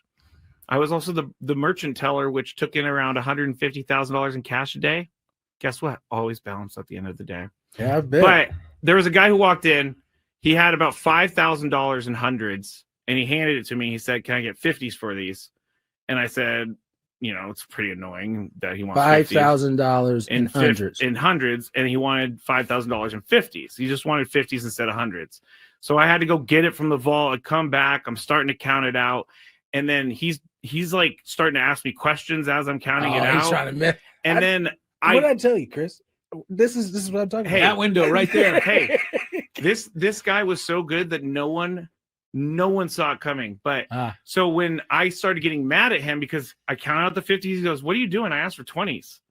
And I'm like, what? You did not ask for 20s. You asked for 50s, bro. Yeah. I had to go to the vault to get those 50s.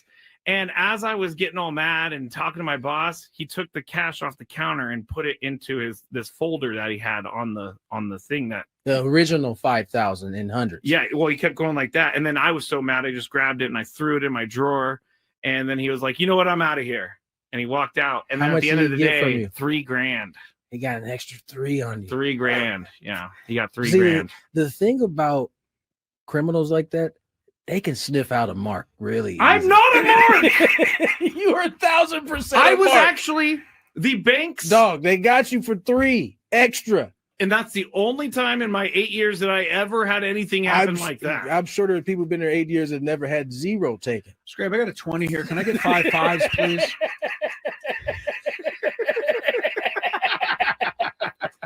I hate you guys. Let's get to that was one of the worst moments of my life, but you know what? It taught me. Padres jumping back in the news cycle. Indeed. Bringing in Buddy Black as a special advisor. Senior special advisor, as we gone over earlier. And right. Don't be don't want to shortchange my man Buddy.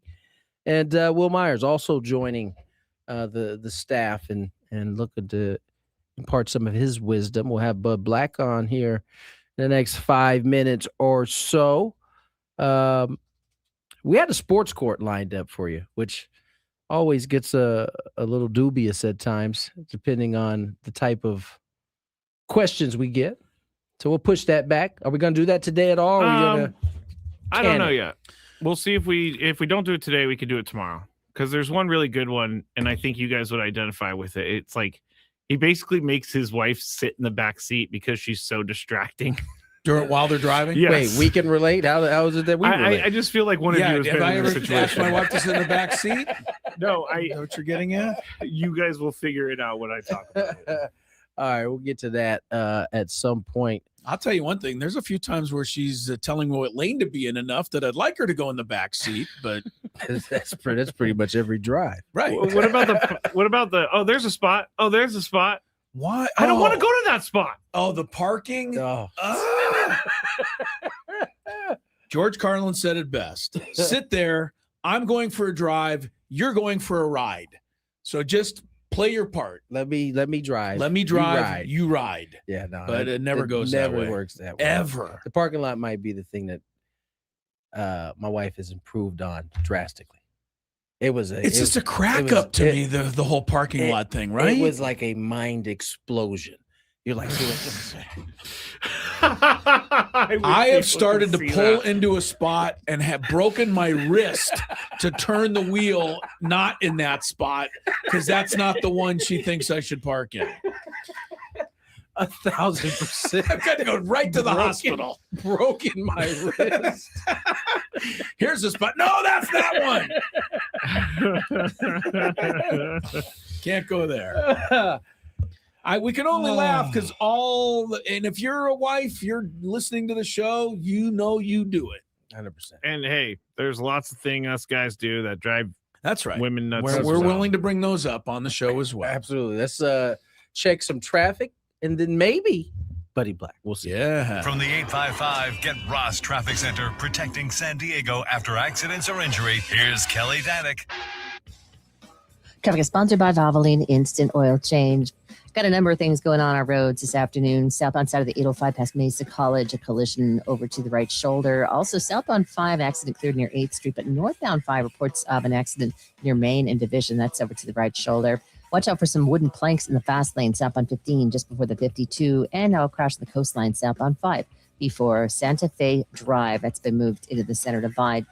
New year, new goals. Start with your car at Valvoline Instant Oil Change. A fast oil change and essential maintenance checks help keep you moving into the new year. Check it off your list. Visit SoCalOilChange.com. Valvoline Instant Oil Change.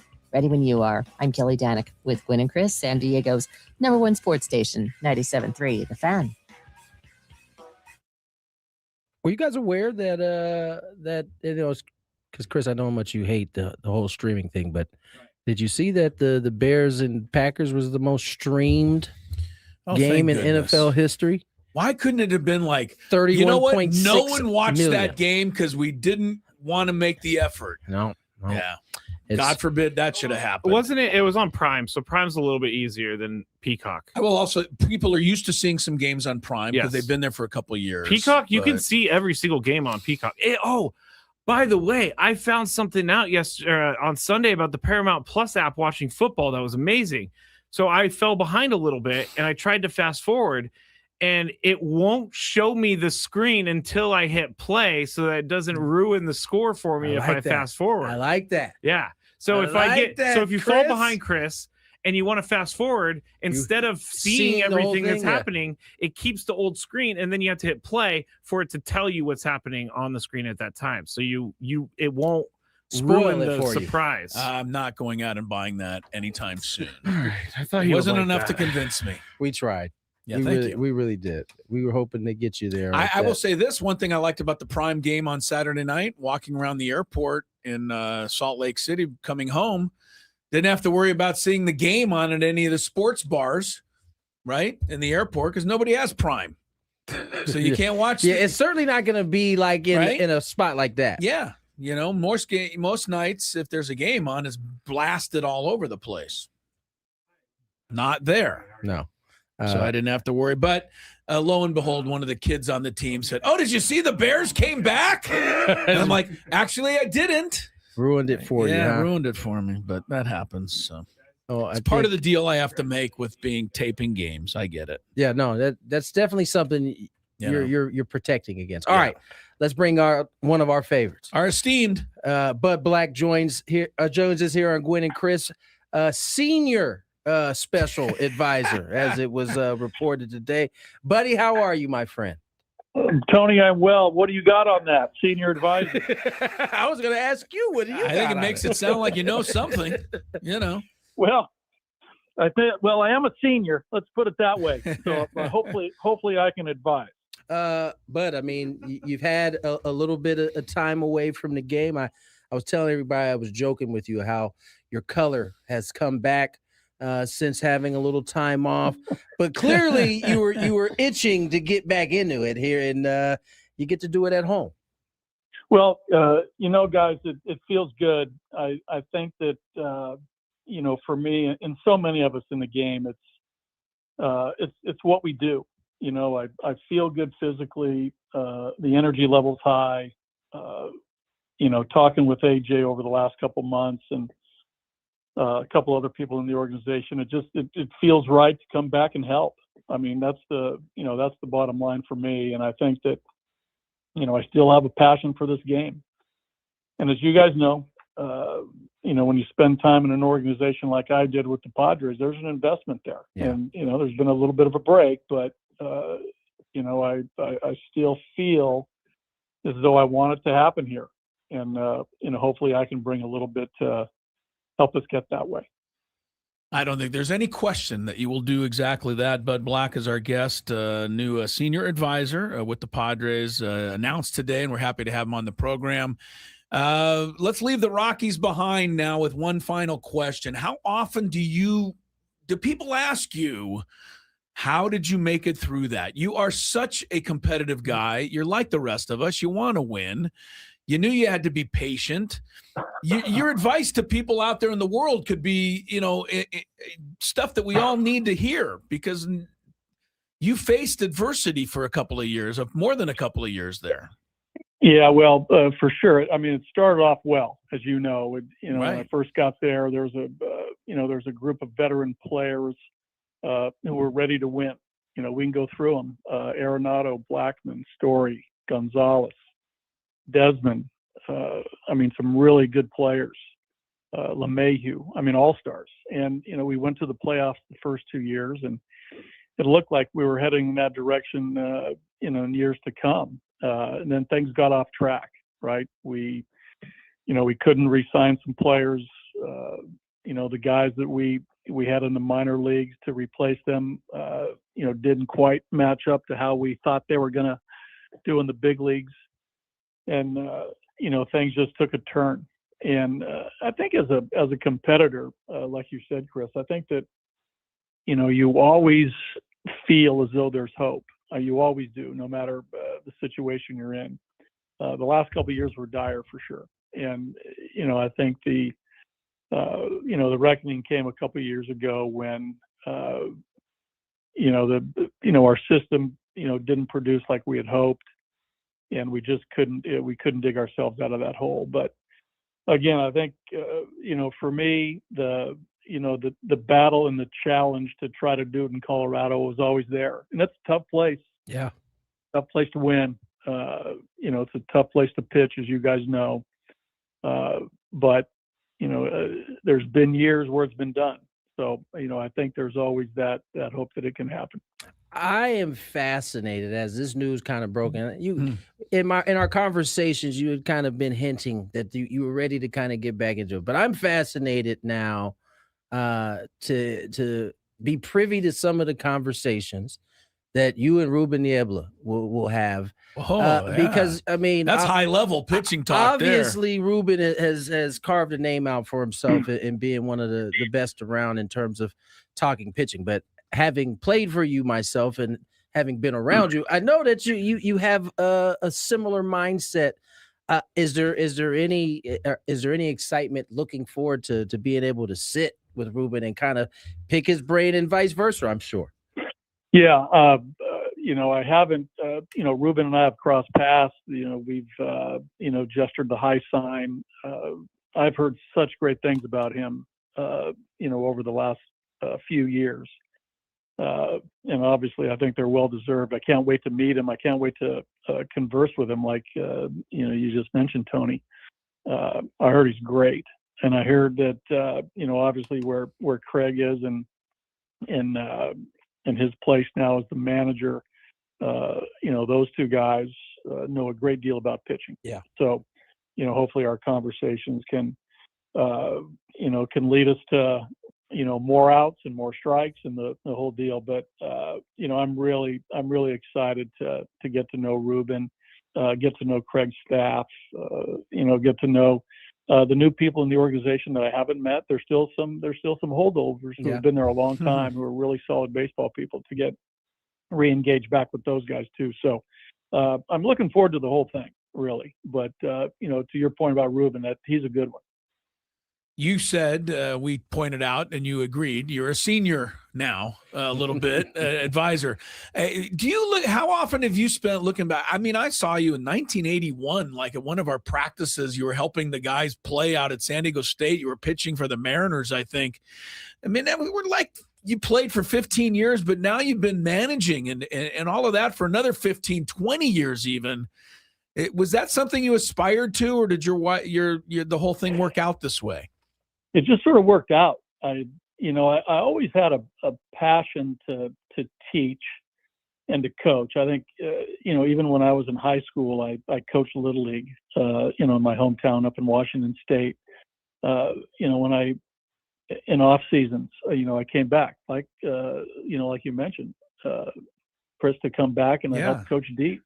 Right. So it was always in there. And then as I got in my career, as I became more of a veteran player, I really took a liking to helping the younger players and, helping them get acclimated and helping as much as I could because, some older guys did it to me. Dennis Leonard, Paul Splittor, Fida Blue, George, all the guys that I played with in Kansas City. And I just tried to pass that forward as I moved on as a player. And ultimately, when I, retired as a player, there's some paths to go as an ex-player, right? You can go the executive route, you can go into broadcasting, or you can go back on the field. And I was fortunate to, the 5 years after my retirement to do some things with the Indians on both ends, right? On the field and in the office. And, when the Angel situation came up, I dove into coaching, and that's, I think that's where I needed to be. And that's where, I think I'm best served is that. So that's where that went. And, just continued from there. But there wasn't really as a youngster to coach or manage. I think you just want to play, and then those things just sort of crystallize as you go forward. Bud Black joins us here on Gwynn and Chris, and Bud, senior special advisor. Lends, when you close your eyes, lends yourself to a suit and tie. Everything that you just described was uniform based. Are we going to see you on the field, or are we going to see you more in a suit and tie? You'd be lucky if you see a golf shirt. Come on. Yeah, I think you're going to see me.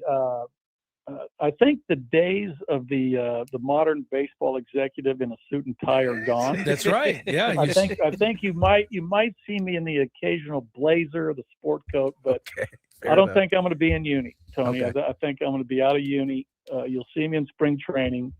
I'll have on the whatever the attire is that day, whether it's a pair of khaki pants, or a pair of shorts, pair of sweats, polo shirt, t-shirt, sweatshirt, hoodie. You won't see me throwing BP. You won't see me in uni. That's some good BP. But you'll see me. I'll be around the cage. I'll be around the mound observing. I'll be on the backfields watching the minor leaguers get after it. And I'll probably go watch a college game or two over in Arizona. There's a lot of tournaments over there. So wherever I'm needed, but I think no uni for me. You'll see me in the modern day executive wear. Little Tommy Bahama. Bud Black is our guest. Okay, I got another minute, hopefully, Bud, if you don't mind. And this is, I hope this embarrasses me more than it embarrasses you. But when you were with the Padres managing, I read a book a while ago, many years. Phil Jackson wrote it. It's called Sacred Hoops. We've talked about it, I think, on the show a few times. Great book and dealing with people and managing. For some reason, I thought, for whatever reason, I would share this knowledge with Bud Black. I don't even know if you remember this. I brought the book to the locker room one day before a game and gave you a copy. And I didn't know how to do this, but I'm like, I think you could read this book and, pick some things from this. How stupid was that? Do you remember that? And if so, where is my book? I've never got it back. I do remember it. Okay. I do remember it. Okay. And I did read it, and it was funny. I ran into Phil Jackson in Phoenix. Okay. He might have been, I think he was coaching the Lakers, maybe the Knicks. I can't remember what year it was, but we were at the same hotel in Phoenix. It was, it was April or May, and, both clubs were staying there. And I ran into Phil at a concierge level situation in the morning over coffee. And I went up and introduced myself, and he knew who I was. I mean, everybody, I knew. We watched Phil play when he was with the Knicks, with Bill Bradley and Jerry Lucas and Willis Reed. But I do remember, that exchange, and it wasn't weird at all. I liked it. Thank you. And hey, listen, I always like getting books from guys.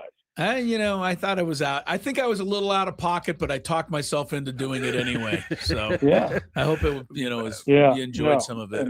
Buddy, we certainly appreciate your time, man. We won't hold you very much longer. I look forward to seeing you when we get out to spring training here in about probably a little less than a month now. Happy to have you back, man. Yeah, this is awesome. Thanks, guys. Good to see you. And you guys will be out there for a little bit of time, a lot of time. Tony will be there. I'll be out there the whole time. So, they come out for like a week, though. We'll come down. We'll say great. Hello. So. Oh, good. Okay, great, Tony. All right. And Tony, I'll see you in a few weeks. Yes, you will. You see down at Tony Gwynn Stadium. We have a nice little event they're playing that day. That's gonna be a good event. Get that out there to the people. That's gonna be a good event. I will do. All right, guys. Buddy. All right, fellas. Thanks. See you later. Buddy Black, senior special advisor to AJ Preller. What Buddy's referring to is the dinner on the Diamond we're having. That's down at San Diego State, January 31st. So it's coming up. It is coming up. I'm hosting. Corner. I am hosting a panel of former Aztecs. Yes, you are. He is hosting a panel of I think former coaches, and not just coaches, but some bigwigs that are going to be there that night. So connected. Do you think that was out of pocket? Me giving a major league manager a book from somebody else and saying maybe you can take something from this? Not for Buddy. That's right. Not for Buddy. That's right up his alley. Might have been different if you tried to hit Mike with that book. But Mike Schultz. I don't know if Mike would have received it the same way. I don't think I would have even thought about it for Mike Schultz. Should have given the book to Jay Stingler. Okay. All right, let's get to break. Right. Comic stylings of Matt Scravy over there. Chris versus the fans. I feel bad because it wasn't Jay Stingler's fault. Up next. We got to talk a little bit more. Do we? It's 3:54. I know. I feel bad for leaving the people. Okay, listen to the music, people.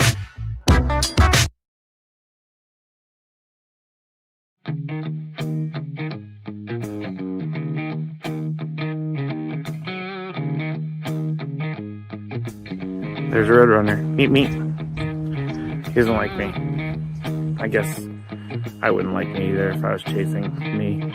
As you can see, I'm all Aztec'd out here at the Aztec Baseball Tournament. It's the SDSU Baseball Alumni Tournament. Right now, we are 1 under in the scramble. And Chris is playing well, Tony's playing well. But our ringer, Jack Townsend, is playing really well. So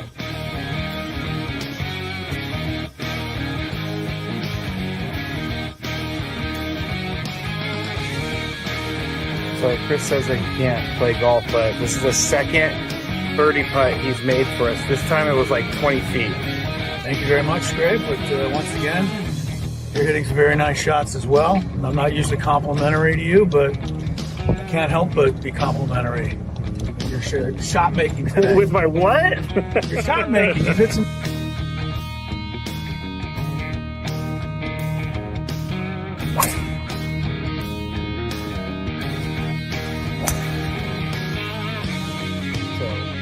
We are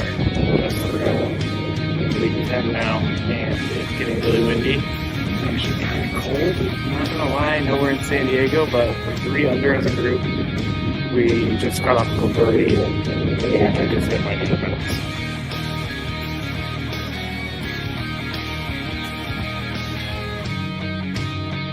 There's a squirrel. He wants to attack me. Squirrely! We just got our second birdie of the day thanks to this guy. Yeah, a 4-footer after. It was a 5-footer. After our pro drove it 300 to the front of the green and then chipped it within 5 feet. Uh-oh. Gravy, don't feed the animals. Don't feed the animals. I do feed animals, but Chris made a birdie putt. Leaving the golf course. And we ended up shooting 63 once everything was accounted for, since it was a scramble and we had an SDSU golf player, Jack Townsend. He was with us and he did a lot for us. I think we shot 63 because of him, but we all had a good time.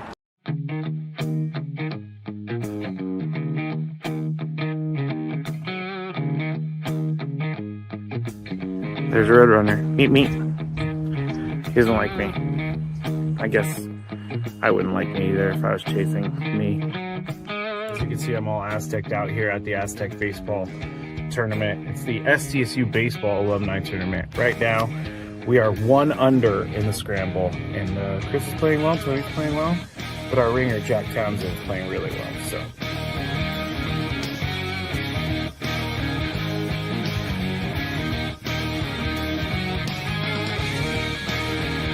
Chris says that he can't play golf, but this is the second birdie putt he's made for us. This time it was like 20 feet. Thank you very much, Greg. But once again, you're hitting some very nice shots as well. I'm not usually complimentary to you, but I can't help but be complimentary. Your shot making today. With my what? Your shot making. You've hit some.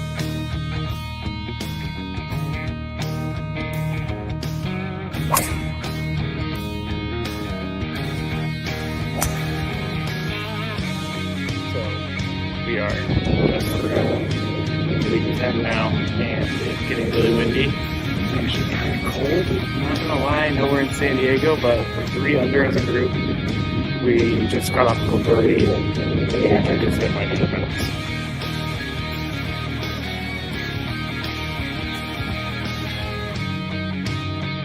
There's a squirrel. wants to attack me.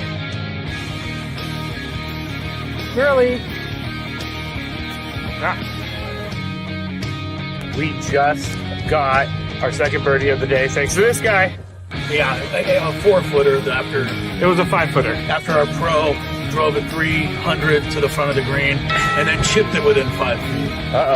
Gravy, don't feed the animals. Don't feed the animals. I do feed animals, but Chris made a birdie putt. Leaving the golf course. And we ended up shooting 63 once everything was accounted for, since it was a scramble, and we had an SDSU golf player, Jack Townsend. He was with us, and he did a lot for us. I think we shot 63 because of him. But we all had a good time.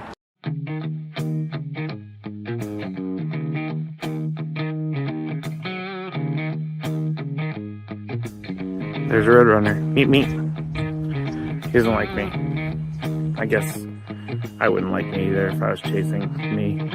As you can see, I'm all Aztec'd out here at the Aztec Baseball Tournament. It's the SDSU Baseball Alumni Tournament. Right now, we are 1 under in the scramble. And Chris is playing well, Tony's playing well. But our ringer, Jack Townsend, is playing really well. So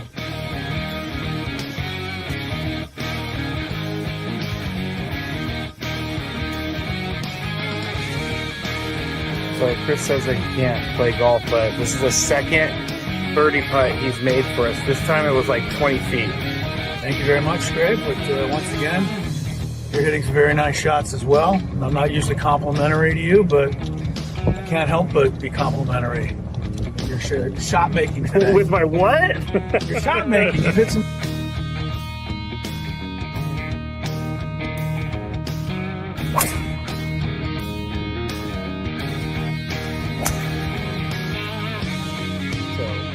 We are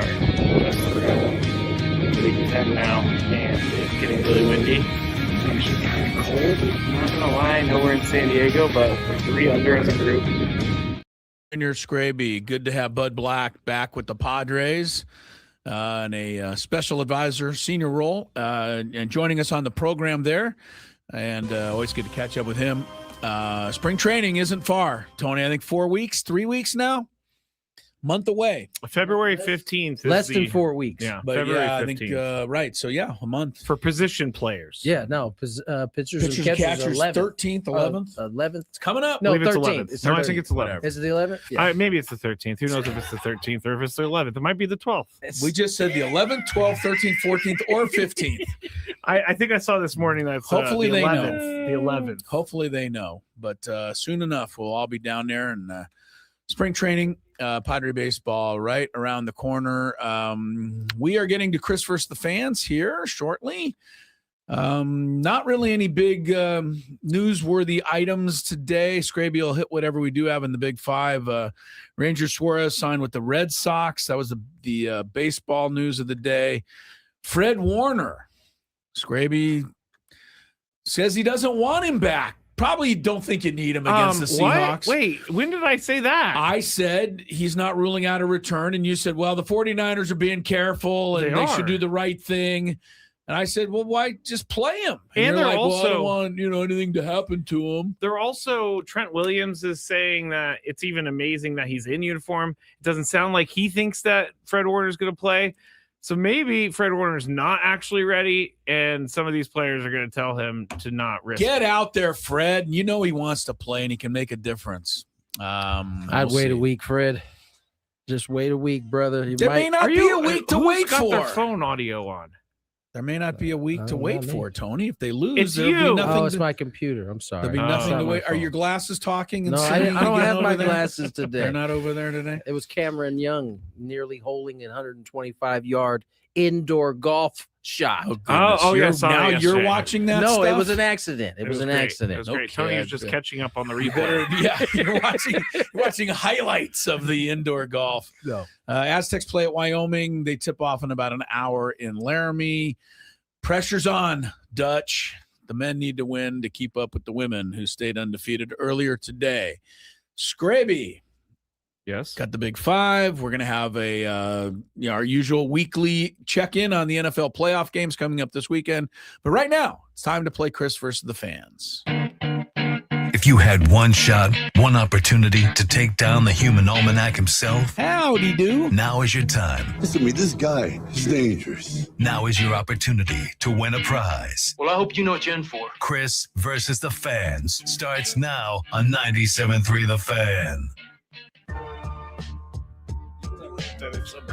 He's crazy, Scraby. I am not crazy. You know, What was it that prompted that? You got to get the glasses back on and start videoing some of this stuff that No we're kidding. missing. They showed a Jamal Charles 5-touchdown game on TV, and I will tell you, listen to this, please. I was undefeated in fantasy football that year. I was playing the girl that I was dating. She had Jamal Charles. She beat me, and I broke up with her. Why?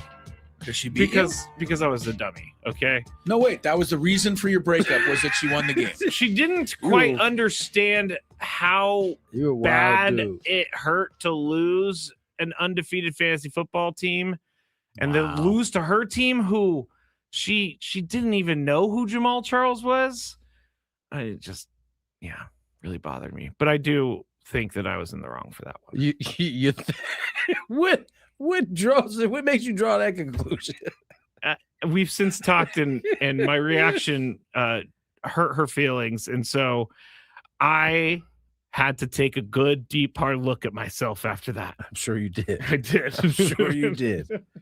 And what did you come up with? Because it doesn't seem like much has changed. I came up with since then. I came up with maybe I shouldn't be so serious about fantasy football. I'd say so. And McKee says, almost as good as the Corn Story, or is this the same girl? Not the same girl.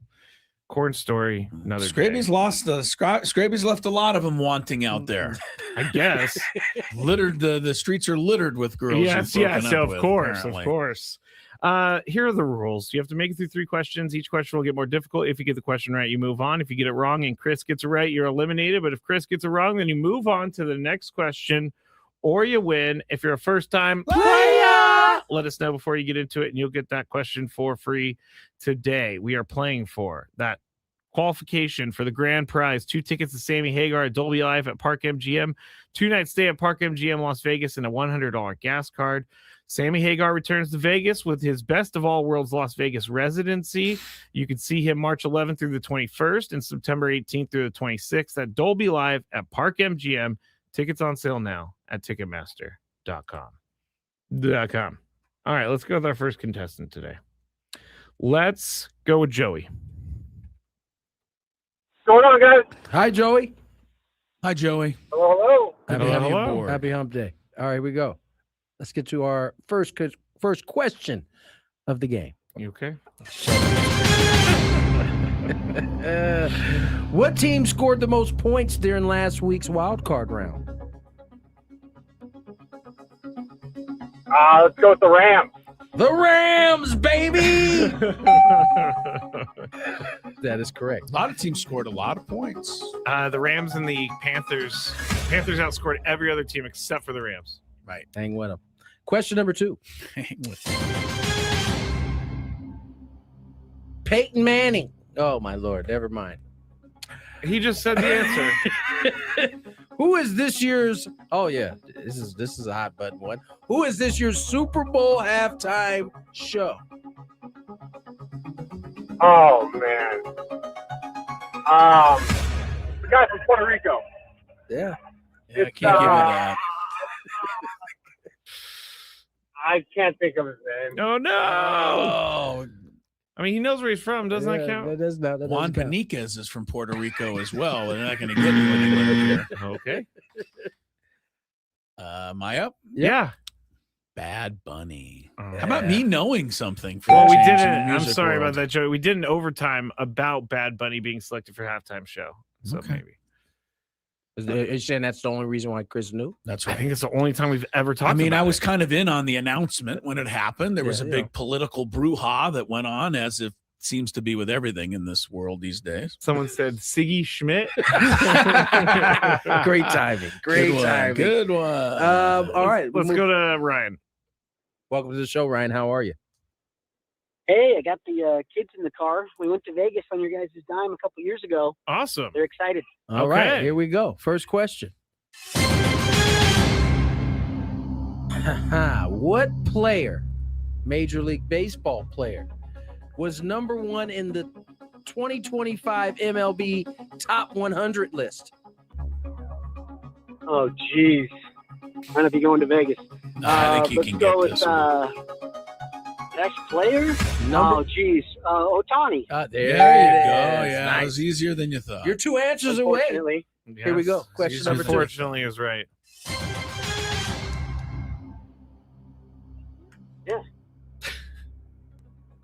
Arguing with the sun. Okay, go ahead. In Bud Black's playing career, what team did he spend the most time with? Oh, Chris is going to get this one.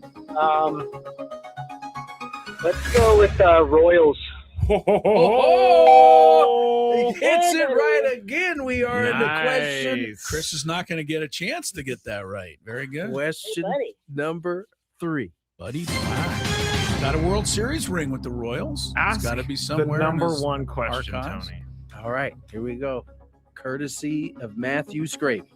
What golf course did JJ Spawn win his U.S. Open last year? Oh, my gosh. What kind of question is this? You're lucky because I don't know.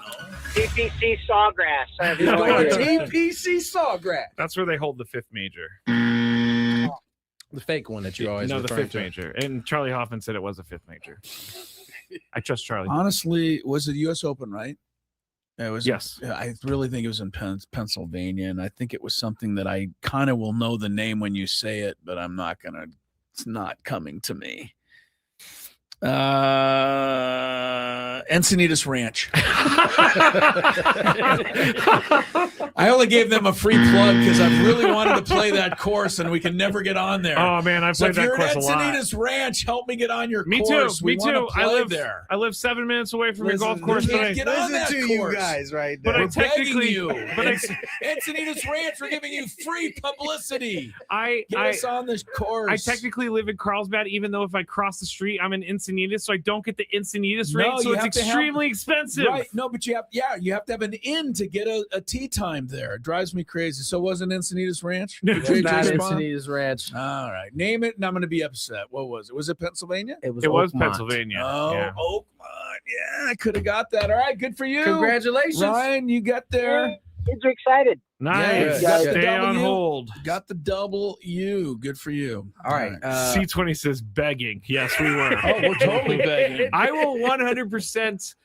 I don't know if you. I'll just go out there and play. Okay? Well, I don't know if you've ever been. I mean, I've been there. I didn't want to get myself into trouble. I've never been on the course, but I parked my car in that neighborhood for a few, whatever it was, and I walked by this course, and I'm like, wow, I would love to play on this course. And then I found out what it was, and then found out you can never play on the darn thing. So they flipped the 9s. I don't know how long ago, but they flipped the 9s. Yes, the number 1 hole was in a different spot, and then they flipped the 9s so that you start next to the clubhouse instead of having to go across and then start. Chris, we got to get you on the Encinitas Ranch. It is a great golf course. It's one of my favorites. I'm trying. I just begged for 5 minutes. What else do you want me to do? It's got to be somebody from Encinitas Ranch who knows somebody who listens to the there show. is actually, I don't know if they still work there, but they actually saw my name in a gift card drawer at Encinitas Ranch and hit me up on Instagram to tell me that I forgot to pick up my gift card. Okay. And they're friends with Woods. So if you're listening, hook us up. Ah, okay. All right. That was a lot of begging. Lots of we want to go with some more? No shame. No shame. No shame, no game. Yeah. I don't know if that's a real saying, but it is now. All right. That wraps it. Good job. Ryan wins that. We got coming up Big Five. We got coming up NFL weekend preview, news and notes. You got to know, fun stuff that you probably didn't know and may not need to know, but it'll be fun to have. It's all coming up as the program rolls along towards 6. Aztecs tip off in Laramie at 5. And it's Gwynn and Chris with a check of traffic. From the 855 Get Ross Traffic Center, protecting San Diego.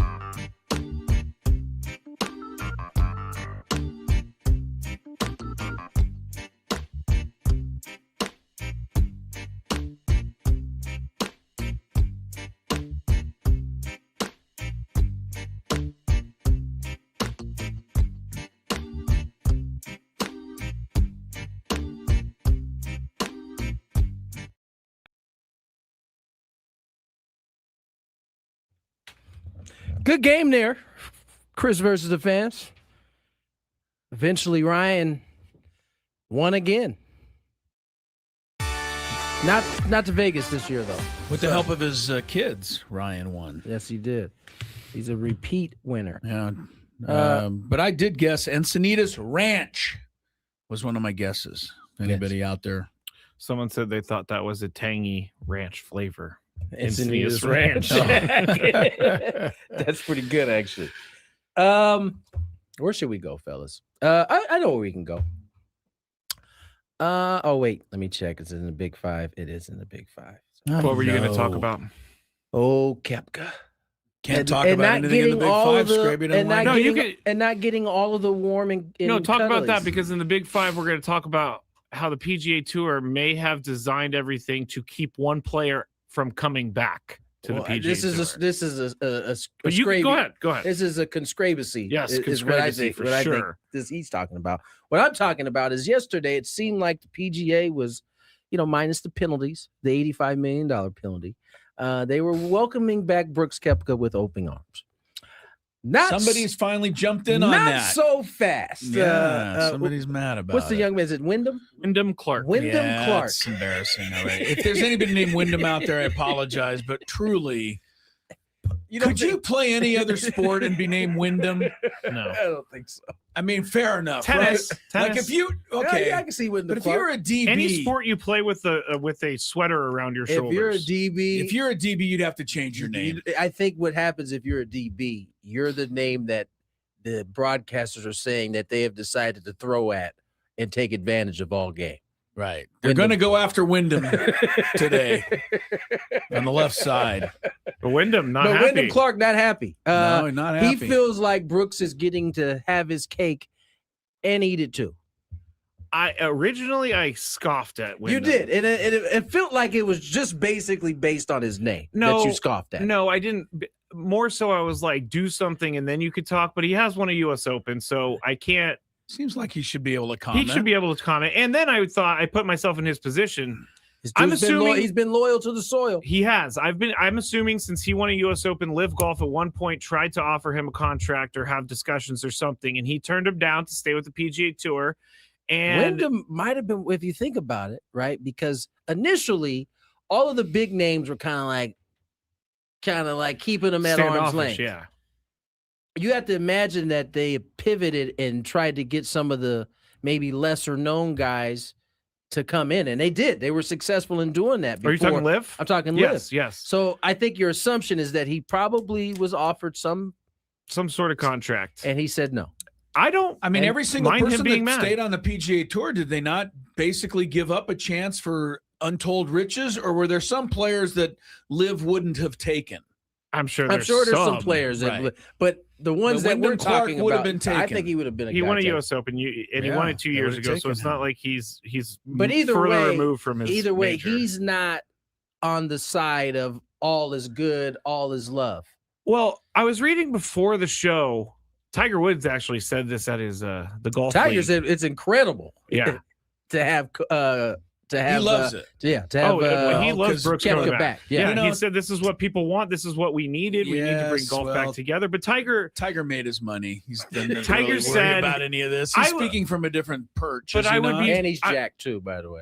Yeah, I'm much happier Tiger trying to grow the game than just being silent and saying nothing and being involved in these things. I can see that. But Tiger said that Brooks sent a letter on December 23rd about wanting to come back to the PGA Tour. So this came out yesterday. It was like 3 weeks from when Brooks said he wanted back into finding this new system. Listen, here's the other thing I think we probably haven't said enough.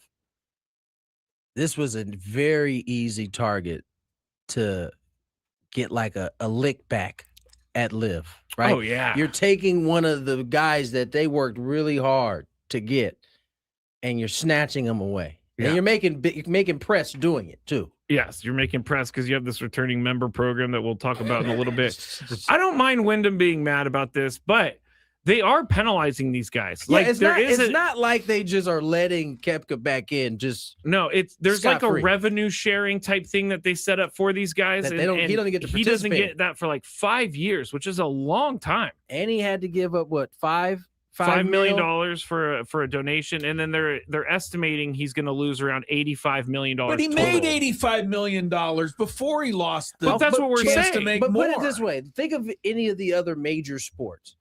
How often are they getting fined in the millions? Outside of a suspension for PEDs, they're not getting fined like that. And they're not paying that type of price. And also, PGA Tour doesn't release their punishments. Well, so they released this one. they had to. $85 million later. I mean, Wyndham Clark, in the end, he probably knows this is a good thing, but I understand why because like you said, loyal to the soil. I hope Wyndham Clark and Brooks go in a playoff somewhere, and Wyndham kicks his butt, tells Brooks, take that. I'm sure it'll be pretty sweet for him at that point. I think I don't know if we'll hear from anybody else, but I'm sure he's not the only one who feels like that. I'm sure. I have. There was some very salty I would think feelings. there'd be some. As When those guys were leaving and getting the money, your boy Rory is he's been real quiet. I can't wait. He doesn't stay quiet very long. As soon as he has his opening, he can't help it. He's gonna have something to say. I bet you he says Get it's good the for the PGA spotlight Tour. on me. I'm Rory. That's not what he said at all. That guy. That's not what he said at all. Can we take 2 seconds off golf? We should have touched on this early in the week. We did not. Congrats, Strasburg. Yes, Zito. Yes. 2 local legends. Both Strasburg ready to go. That's right. And inducted into the Breitbart Hall of Fame earlier this week. Great honor for both of those guys. Strasburg, of course, West Hills High School. Barry Zito finished at Uni, which now has Cathedral. Yeah. But he was at the OG Uni. He was in the OG Uni.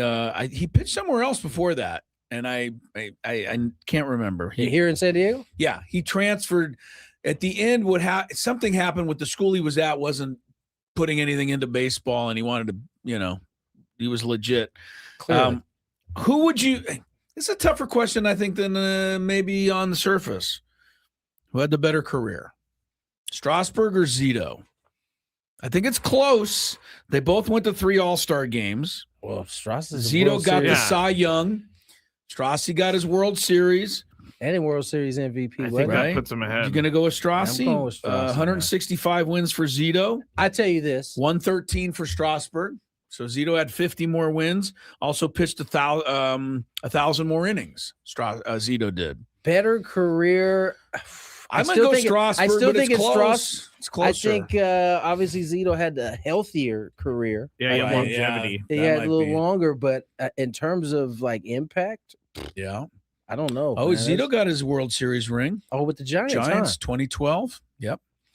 Maybe the big difference, Strasburg has a Silver Slugger Award. No, I don't think that's a difference. Does he have Strauss? No. Does he have a Gold Glove? No. I would think that both guys would be complimentary of each other. Like if sure. you asked Zito, he'd say Strasburg had a better, and I bet you if you asked Strasburg, he'd probably say, Zito might have had a better career. I know if you asked Strasburg, he'd say Zito. Right? That's They just kind of how both- Strauss is. Yeah, they both had good careers. Let's be straight up. Yeah. But anyway, they were honored this week at the Hall of Champions, Breitbart Hall of Fame. So good for both guys there. Congrats. I think it's a cool deal to be recognized by the city you grew up in. You know, Absolutely. As a That's what you care most about anyway. A lot of times. Yeah. All right, let's get the break. On the other side, Scraby's long-awaited Big Five that we stayed away from certain topics. Thank you. to get to. He yelled at us when we came in today I about didn't yell. making sure we looked at see what the Big Five topics were, so we don't bring them up during the course of the show. I almost did it, but Yeah, caught no, myself. you're really the rule was for someone else. Let's get to break. We're going to Chris on the Hey, other Scrappy, side. I know you're going to be talking about the Big Five, and then you ask the question I'm going to ask. We're going to Chris on the other side. He's ignoring me. The biggest.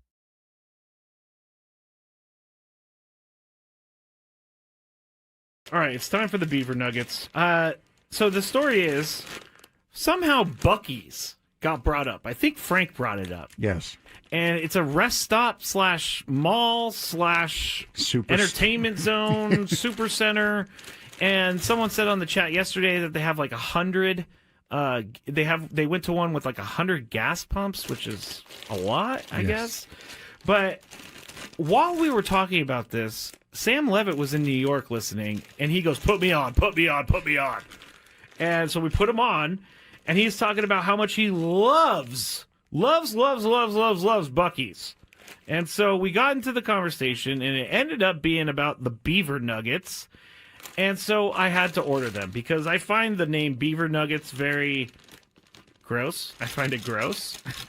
But we're going to go with this. It's kind of like a Cheeto / a corn pop. It's like a cheese doodle. A cheese doodle.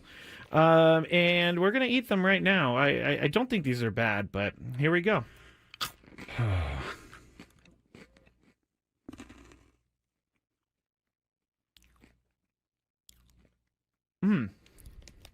I like it. It tastes like a corn pop. I was going to say it tastes like a waffle, really. It does kind of taste like a waffle. You know what? I'm in. These are good. Yeah, I'm not. You want another one? No, I don't want another one. But yeah, I mean, it tastes like a waffle, like a waffle with syrup on it. It's pretty good. I gotta say, I'm not hating these at all. Actually, they're very good. I like this. The waffle is a perfect explanation. If you've ever had, I'm sorry, I'm talking on the microphone with food in my mouth. But if you've ever had a what is it? A Lay's potato chip that's waffle flavor. It's kind of like that.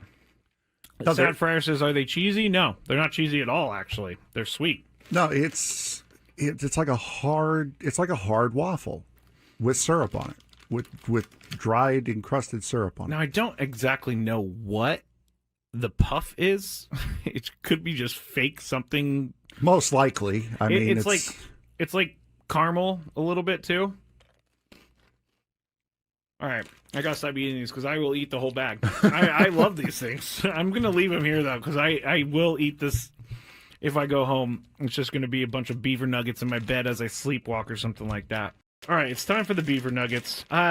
So the story is somehow Buc-ee's got brought up. I think Frank brought it up. Yes.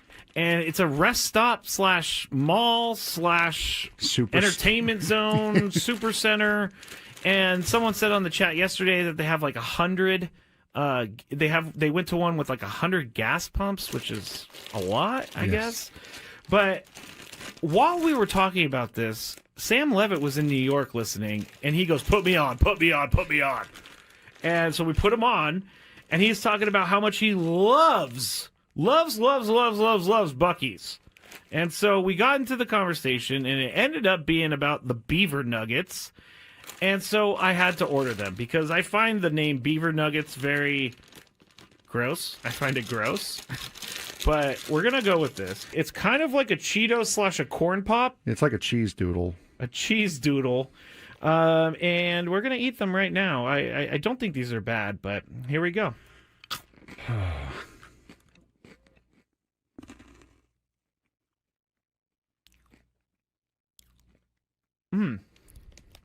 I like it. It tastes like a corn pop.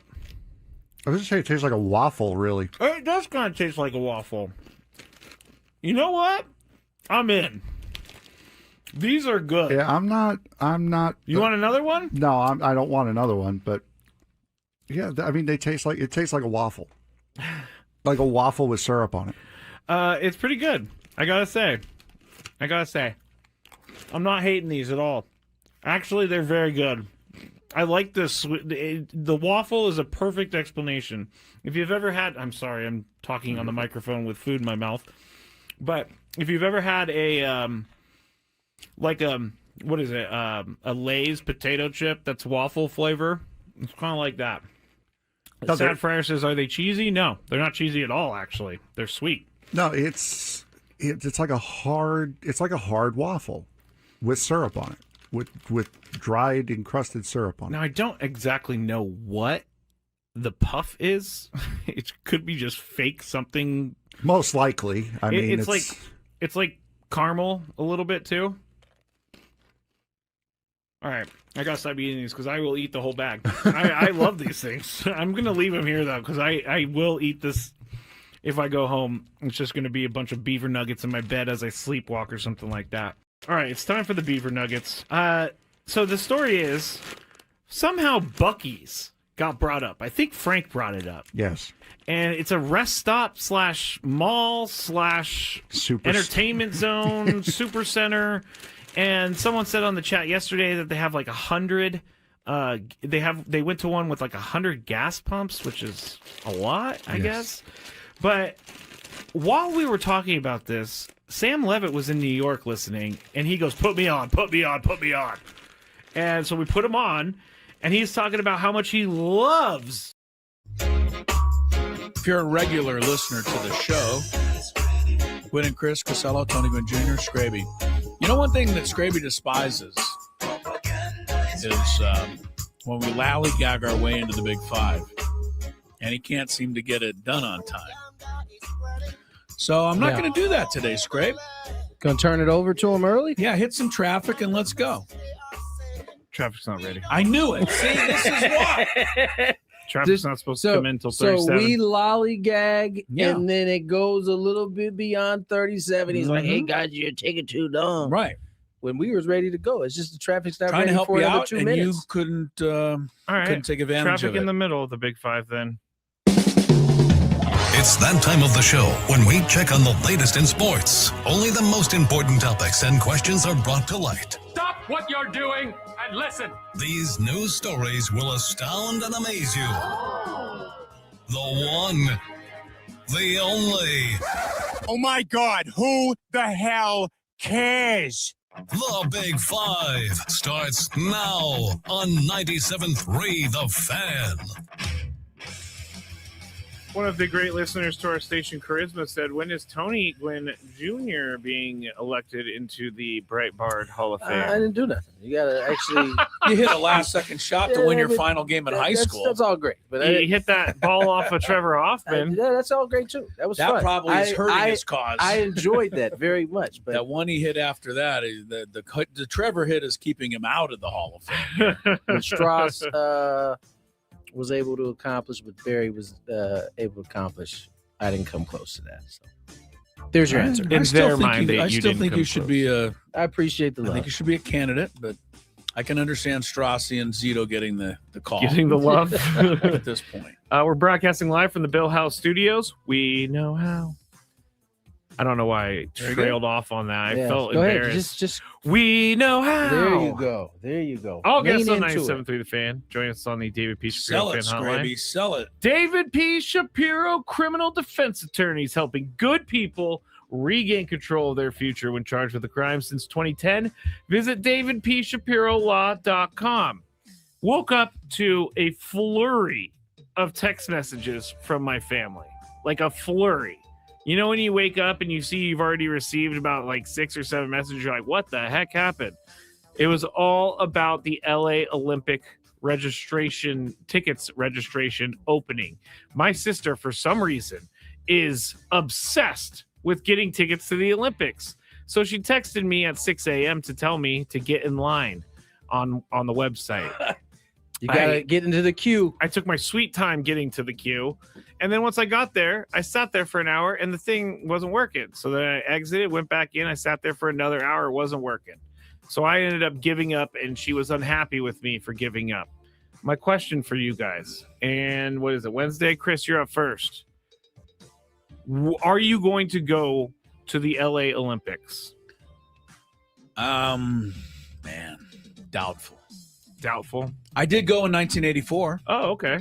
So you have that under your belt. That sounds like a young man's task right there. Had a little more energy for that. But I also remember, I was living in San Diego, and I thought about it because I didn't want to go to LA and be in the mess that would be LA. People who recall the 84 Olympics in LA will tell you that for some strange reason, I don't think anybody ever explained it. I think people were so worried about gridlock that for 2 weeks, and I kid you not, no one was on. Nobody went anywhere. and the roads were almost wide open. It was the weirdest dynamic during those Olympic Games. This time everybody outthought themselves. Everybody outthought themselves, so nobody was out there, and it was kind of a nice change.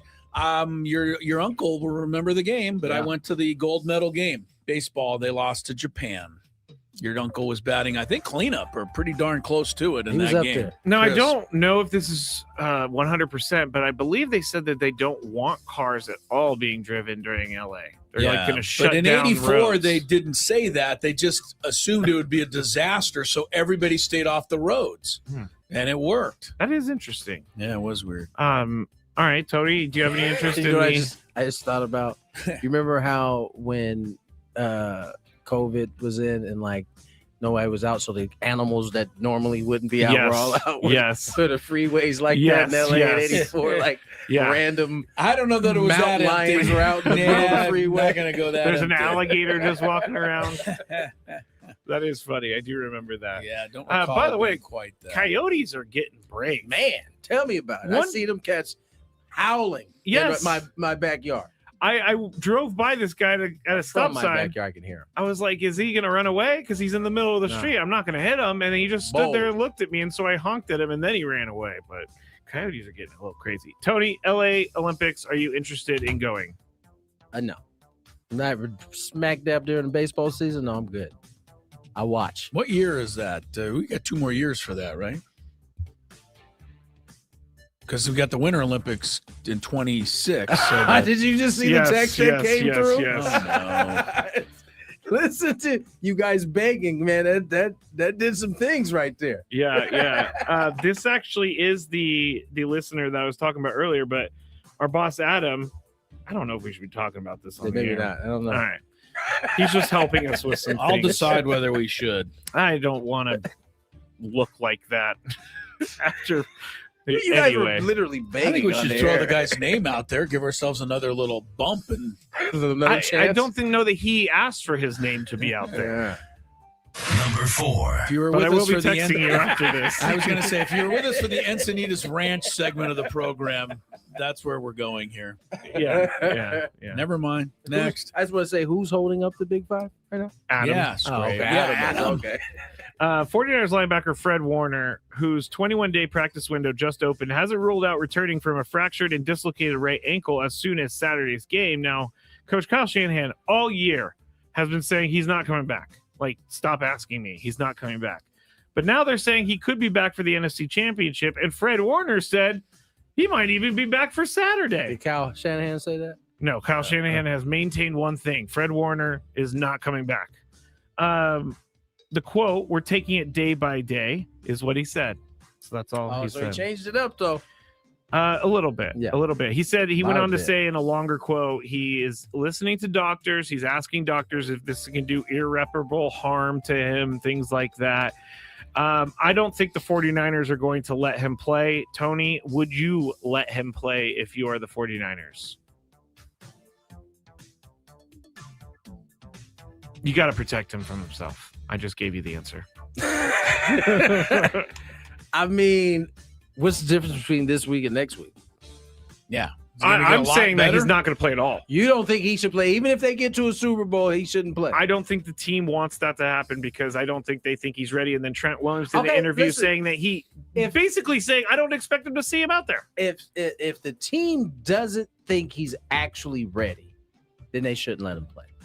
But if this is we're concerned about insurance and things, I don't think that. No. I mean, I'm saying in terms of like if some of these players, like if they run them out there, they're responsible. True. So I think either way, if the team actually feels like he's not ready to play, they should probably protect him from himself. But how often do you get a chance to get to a Super Bowl and win one? Well, when you're a 49er, it'll come around next year. Thank you for saying it, Chris. I was thinking it. Yeah. No, that was a Cowboys. My fault. Chris, what would you do if you were the 49ers? I mean, if he says he can play, I believe mind over matter a lot, especially with a guy of that caliber. So I would certainly consider playing him in this game. I don't think I would tell anybody necessarily either. Yeah, maybe that's their strategy. I'd say I don't think he's going to play. I don't think he's going to play. And then, so happens he looked pretty good. He's in. What? I would certainly entertain the idea. You can't, like Tony said, he's not going to feel a lot better next week if they win. So let's go. I get what you're saying. And I wouldn't be mad if he was out there. I wouldn't. But how much do you think teams have to game plan for Fred Warner? Is it worth keeping this secret all week long? Do you have to? I mean, if they're entertaining him playing, I'm sure every coach that could see the 49ers is game planning for Fred Warner. If he's the Fred Warner that he was before he got hurt, he's a menace. So I will tell you to prepare for him. My guess is that Kenneth Walker and Charbonnet and Sam Darnold are rooting against it. I would think so. He can change the game. He can change the game. All right, traffic, and then we'll get to number 3. From the 855 Get Ross Traffic Center, protecting San Diego after accidents or injury, here's Kelly Danick. Traffic is sponsored by Creative Repipe.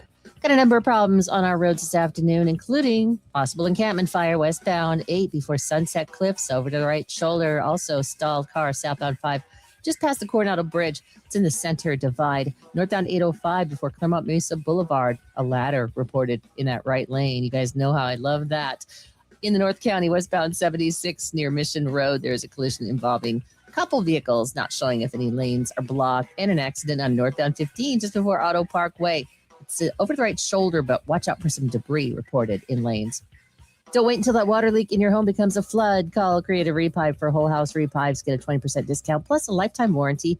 Free estimates with financing available. Visit creativerepipe.com. That's creativerepipe.com. I'm Kelly Danick with Gwynn and Chris, San Diego's #1 sports station, 97.3 The Fan.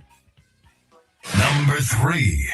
All right. We talked about it a little bit last segment, but the returning member program is only for previous PGA Tour members who qualify under certain conditions. And I didn't realize this yesterday, but as I got real quick for the people that are clueless on this topic, sorry. But what do you mean? What are we talking about? Returning member program for the PGA Tour. Right. So to get back on the PGA Tour if you left. So there were conditions that you had to meet to be able to come back to the PGA Tour. Brooks Koepka met those conditions, but I didn't realize that they may have iced out one golfer on purpose. So here is why I think that. Koepka, if you have a Players Championship or a major from 2022 to 2025, you qualify. So Koepka qualifies for that. DeChambeau can qualify for that. John Rahm and Cam Smith, but Cam Smith said he's staying. DeChambeau, I'm not so sure about. He still hasn't said yes or no, I don't believe. But he said no. Thought they all three of them said no. They're not coming back. I thought DeChambeau said he hedged. I think DeChambeau hedged. I think who was the other ones? Cam Smith and Rahm. John Rahm. Rahm hedged a little bit. Yeah. Cam didn't hedge at all. No, he said he's staying. But here's the thing. If you go back one more year, because it starts in 2022, it excludes Phil Mickelson because he won the 2021 PGA Championship. So if it was a 2021 to 25 thing, you're too early, huh? Then he would have his window. He would be allowed under this program to return to the PGA Tour. You know, Phil kind of went scorched earth on his way out. He did. Now, 2021, I look back on the timeline. There were discussions about LIV. The tour hadn't actually started yet, but then the next year, Phil signed with the tour in 2022. So, say all that, Chris, to say this. Do you think Phil want all his pictures and stuff back, if I remember correctly? That's how this all started. He wanted all that.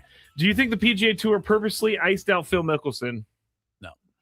You're I crazy. think that's a think conspiracy. I think it's a conspiracy too. I mean, when people in the golf world are kind of like, this is. I think they just. Yeah, that's all they're doing. I think they centered the rules around those other three guys that aren't there yet, or can't. That are there and live still. It's very strange to me. And I'm not even talking Cam Smith. I'm talking. Who else won the 2021 majors? Go ahead. Dustin Johnson, was he in there? He was not part of the qualifications. Oh, so he didn't qualify either. No, he wasn't one of the golfers named. Yeah, Yeah, I don't think they are intentionally going after Phil. I think this is a conspiracy. So Hideki Matsuyama won the Masters. He's still with the PGA Tour. John Rahm is gone. Colin Morikawa's with the PGA Tour, and Phil Mickelson. So you really only had Phil and John. Rahm already qualified. But Rahm already won a couple so years if later. they were to go 2021, Phil would be it. Well, yeah, I think that's just a luck of the draw. I don't think Phil Mickelson is that big of a draw out there anymore. He's kind of gone in the forgotten pile. I hate to say. I feel that way. If we're keeping it a bean, I mean, he's like the same age as he's older than Tiger, isn't he? Phil? Yeah, by a few years. I mean, yeah, you're probably right. So, I mean, he's. I don't want to be disrespectful. He's an elder statesman.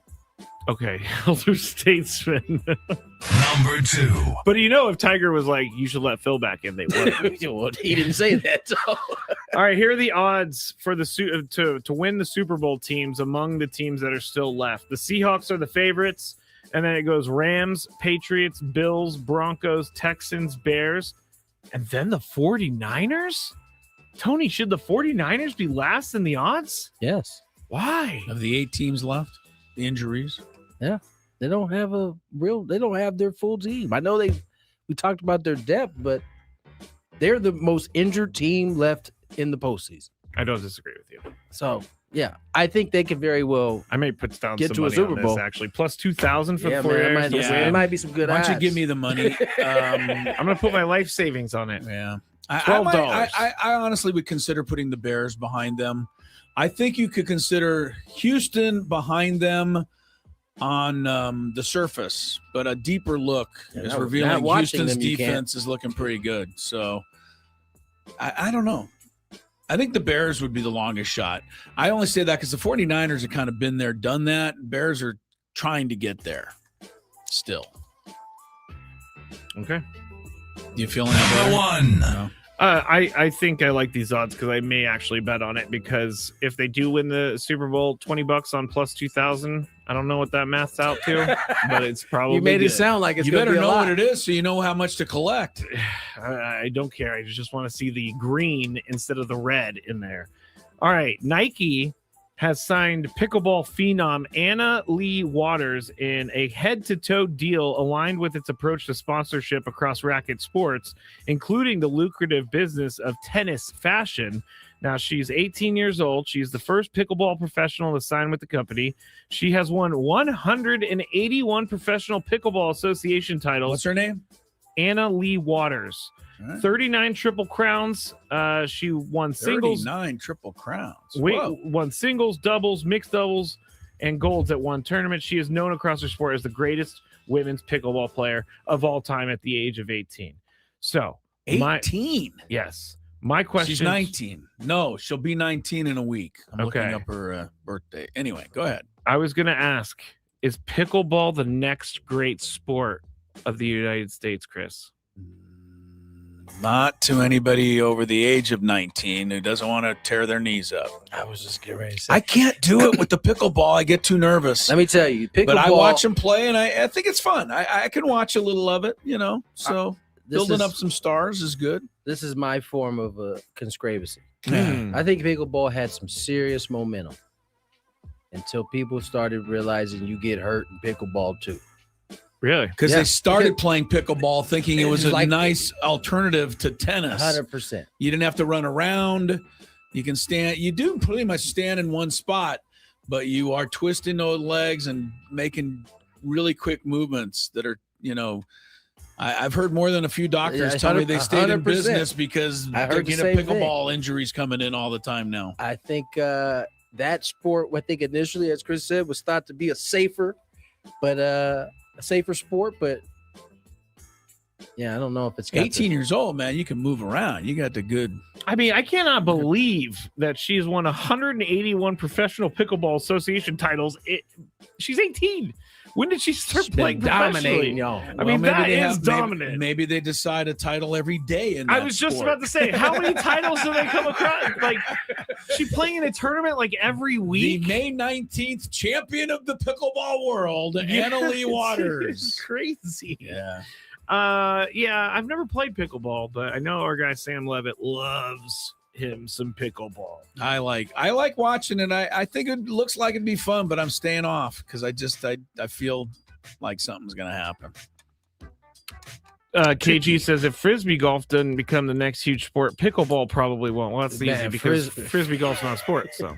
Oh wow! Listen to you. All right. If frisbee golf's not a sport, then what are we saying about real golf? Oh, that's a sport, baby. Okay. Them dudes at frisbee golf be getting after it. No, I would say this full on. And I know I just angered a lot of people. Fully stretched out dives. I just don't like it when people tell me to get rid of the boring sport of golf and try frisbee golf. Don't want to. I will tell you, whatever it was I was doing at Riverwalk yesterday was not a sport. It was a torture? Yes, it was not a sport at all. We got a happy hour, and it's going to be happy. We got fun stuff ahead. Gwynn and Chris, stick around.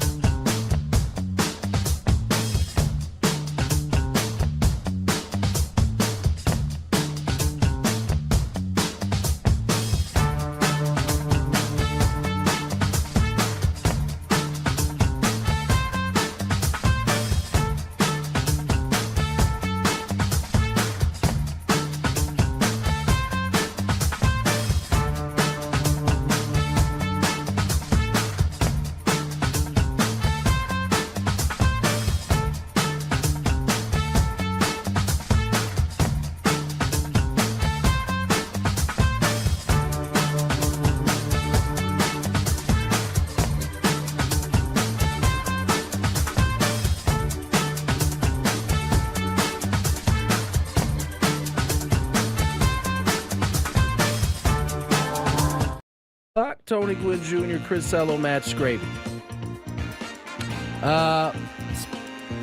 Lengthy show, but Black joined us earlier. Evan Drellich. Yeah, I know.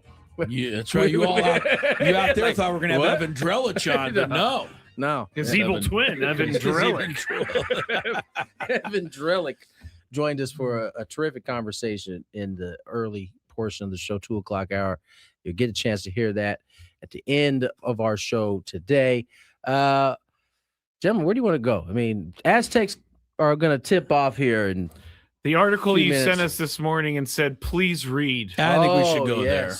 I think we Boomski. should dispel this before it gets out somewhere Boomski. else. Yeah, Mary Bloom wrote an article today in the Forbes, and the title could send you to a bad place. Yeah, let's not totally blame this on Barry. Right. His article, although I think, stretching the truth or stretching your belief a little, is not as leading as the headline, and he doesn't write the headline. Right. And that's somebody else wrote the headline. One of the things we learned early on is that, because, many of us have been mad at headlines before and mad at the writer because we thought he came up with the headline. That is not how it goes. But anyway, let me read you the headline. Read the headline, and then tell people ahead of time that don't worry yet. Yeah, no. Because when you hear this headline, you're going to be, what? The headline had me worried. Right. It Me says, too. What Joe Lacob, remember, that is the owner of the Golden State Warriors. Everybody was like so happy that he was at least one of the owners. Endorsed him again last night. What Joe Lacob's interest in the Padres means for the team's future. And so it kind of insinuates, no, it doesn't kind of, it insinuates that if Joe Lacob gets the team, takes ownership of the Padres, he could possibly want to move this team out of San Diego. And it was almost a little more than like insinuated. He could. Yeah. It was like, look out, if this guy ends up owning the team, get ready for the Oakland Padres. That was the craziest part of the whole article. You're telling me you're going to take a team from San Diego and put them in Oakland? Right. You're going to take one of the best situations of any team anywhere, and the fan base and the setting of the stadium, and you're going to move to one of the worst. It's the opening sentence that I think sends you in a spiral, and it actually is a great way of make you read the whole article, because he puts it at the top and you spend the rest of the article waiting for it to back up. drop. Right. The first sentence says, look out, if this guy owns a team, it could mean they're moving. And then you read for another 20 minutes before it gets back to that. Here's the first sentence. Golden State Warriors majority owner Joe Lacob is interested in buying Major League Baseball's Padres, right, which could endanger their franchise long-term viability in San Diego. The only endangering he goes on to cite later in the article is that he interviewed John Moores, who said if the Padres ever left town, he would miss them. This really irked Chris. It does, because I would miss them. It doesn't mean they would move. Yeah. There's nothing to support his claim that they would move, other than the fact that anything's possible. But the Yankees could move to Saskatchewan. It's probably not going to happen. That's an interesting name for them. You know what I'm saying? Yeah, that's a hell of a market change. Right? Yeah, but you're not going to put it in a headline. Look out, Yankees could move to Saskatchewan, and then later in the story go, longtime Yankee fans said they'd be upset. But that doesn't mean they're going. He also, I'll give him this. He puts some information in there about the city's bonds and things like that, and Petco Park and how it's paid. Yeah, I get that. And at a certain point, they can the Padres can exit Petco Park. They had to have been there for like 20 years or something. And they passed that this past season. Yeah, so there are openings for it, but I do not think this would ever happen. I don't think beyond the fact that any team could move at any time, there's anything more than that to worry about, even if Mr. Lacob becomes the owner. Right. And if there was some truth to the fact that he was thinking about taking them to Oakland, I don't think this sales group or this particular ownership now, the Seidler people, would sell the team. Yeah, no. So I think we're worrying about much ado about nothing kind of thing. Yeah, no, it was. We were never worried. He just the first headline you were when you saw just the headline. The headline, like, what? and then the first sentence was the first thing that got me. And then you spent the rest of the time, and as you went through it, you saw Mr. Moore's quote. There is the quote that was confirmed. I don't know that we ever found this when Joe Lacob's name popped up, but it was confirmed that he did say always interested in looking into new opportunities, and buying the Padres might be something he'd explore. That was confirmed to be a quote from him by Forbes. So we read that a long time ago that he was interested, and we were actually excited by that at the beginning. And I still think I kind of am, unless he really plans to go to Oakland. Why don't you move to somewhere? I mean, why go only to Oakland? There can be some other armpit somewhere else you could choose. Sorry, Oakland listeners, but they just had this whole thing with the A's. There's no stadium there. Like, right, that's the biggest thing. They have no stadium. When I saw the Oakland, no one wants to play in the Coliseum again. The Coliseum should not be up. At this point, I'm sure the animals have taken over the Coliseum. It hasn't been. It's been. Can you imagine what your raccoon is like in your studio? He's Debo now. Oh, your guy, your raccoon friend, for sure. But it was an interesting article in terms of bringing everybody's ire. As I wrote to you guys on their notes, I'm a big Barry Bloom fan. I've known him for a long time. I think this particular article is off kilter. A little bit. Now, maybe if in 7, 8, 9 years, Joe Lacob buys the Padres and moves into Oakland, then Barry, you get the last laugh. But I'm not counting on that happening.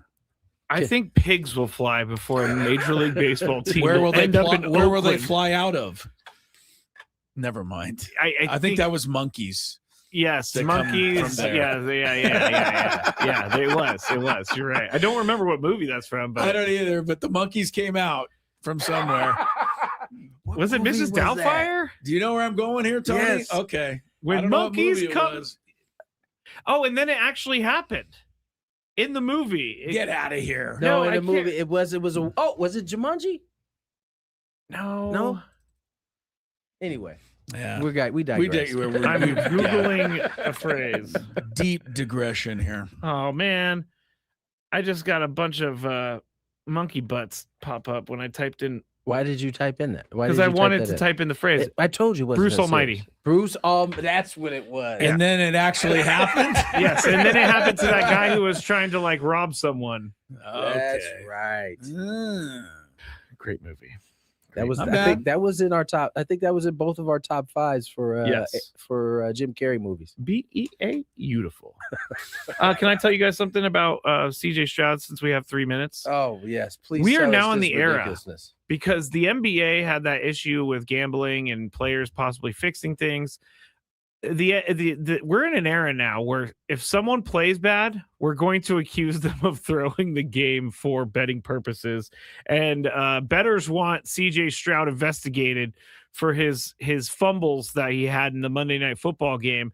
Now, officially, he only fumbled twice and he lost 2, but he did fumble 5 times. He actually dropped the ball 5 times. Yeah, so people are saying he was trying to inflate the fumble. The fumble number. People are saying they're mad because they lost money because he was out there under him to fumble. Apparently, you know what? If you bet under the fumble total, you deserve to lose your money. They've got the prop bets are going to have to go away at some point. I think so.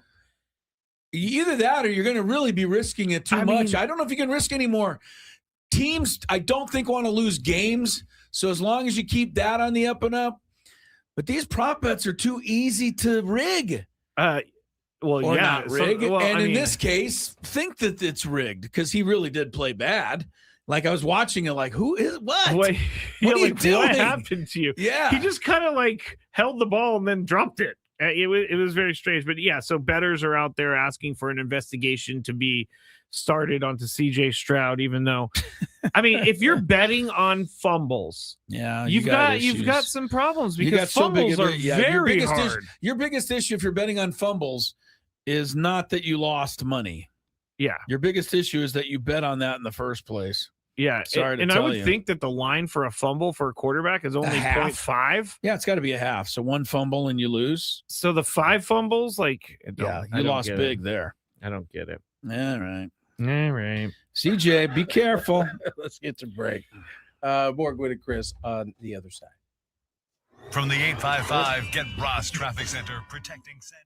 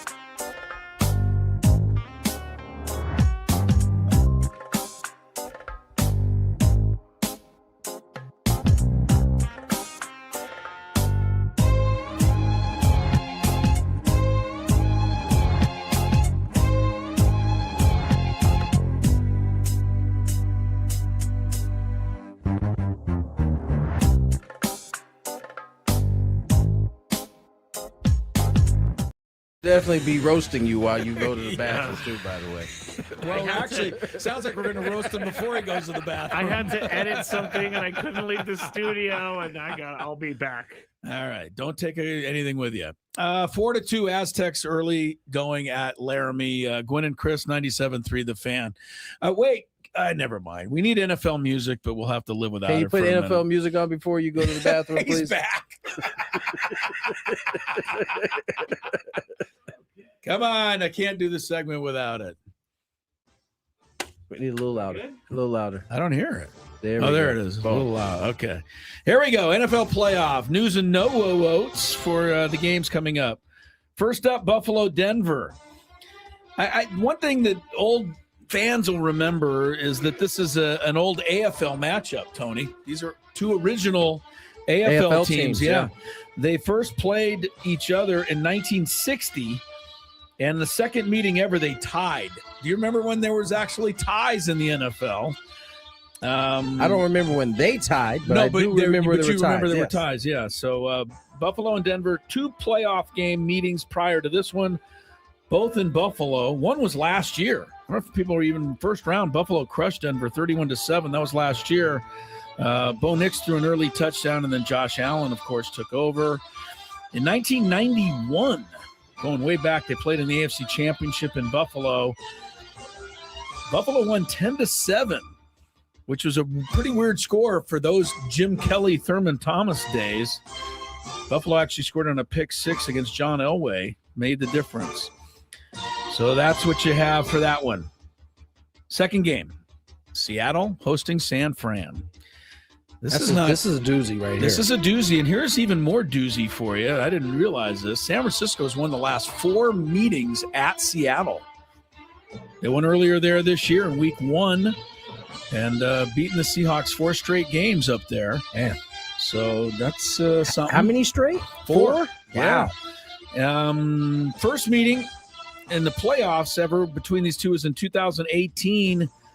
That was, I think, the Richard Sherman game where at the end when he went off, screamed at Aaron Andrews or screamed at everybody. And Seattle won that one 23-17 in a game officiated by Gene Steratore. Thought that was a fun note. The Beast Mode had a 40-yard touchdown run in that game for Seattle. 49ers beat the Seahawks a couple of years ago in the first round, 41-23 in San Francisco. Seahawks led that game at halftime before Brock Purdy, a couple of TDs in the second half, pulled it out for the Niners. This is a very, very good Seahawk defense. Very good. You think they're better than Houston's defense? I think they're better on the outside than Houston's Houston might be more stout. I think they're better in the middle, but they cover. They better be able to run the ball against the Seahawks. I'm curious to see what Shanahan, with a couple of weeks to prepare after just playing these guys. Vice versa, too. Right, true. But Seattle may have to change the defense up a little bit. Yeah. You can't just throw the same stuff at them. I think it's going to be a great game. It's the primetime game Saturday night. All right, Sunday morning. Well, actually about noon, first game Sunday. I think this is the stepchild game of the 4. I don't think people in general are interested in Houston, New England. Oh, it's definitely stepchild. Right? But I think it's a pretty good game. Is it Houston, New England? Yeah, Houston, New England. Yeah. I think it's a pretty good game. And defense. Two defenses. Both teams played great last week. Can C.J. Stroud hold on to the ball?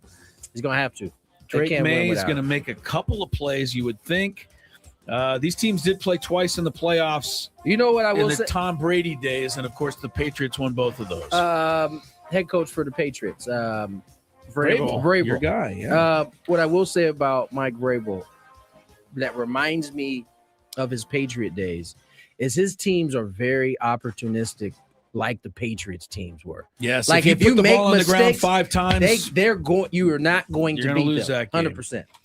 100%. Last time these teams played in the playoffs, 2013, Tom Brady, the winning quarterback. Losing quarterback for Houston that day, If anybody comes up with this, go right to the head Oh, wait. of the class. Hold on. What You year? get it? 2013, Houston losing quarterback to the Patriots. Oh, against Brock Osweiler? Guys, you got it. Look at you. We got to go to wasn't gonna say Scraby Brock versus the Osweiler. fans. That was good. Yeah, I Good remember pickup. that game. It was awful. It was. Brock Osweiler was quarterbacking. That's why.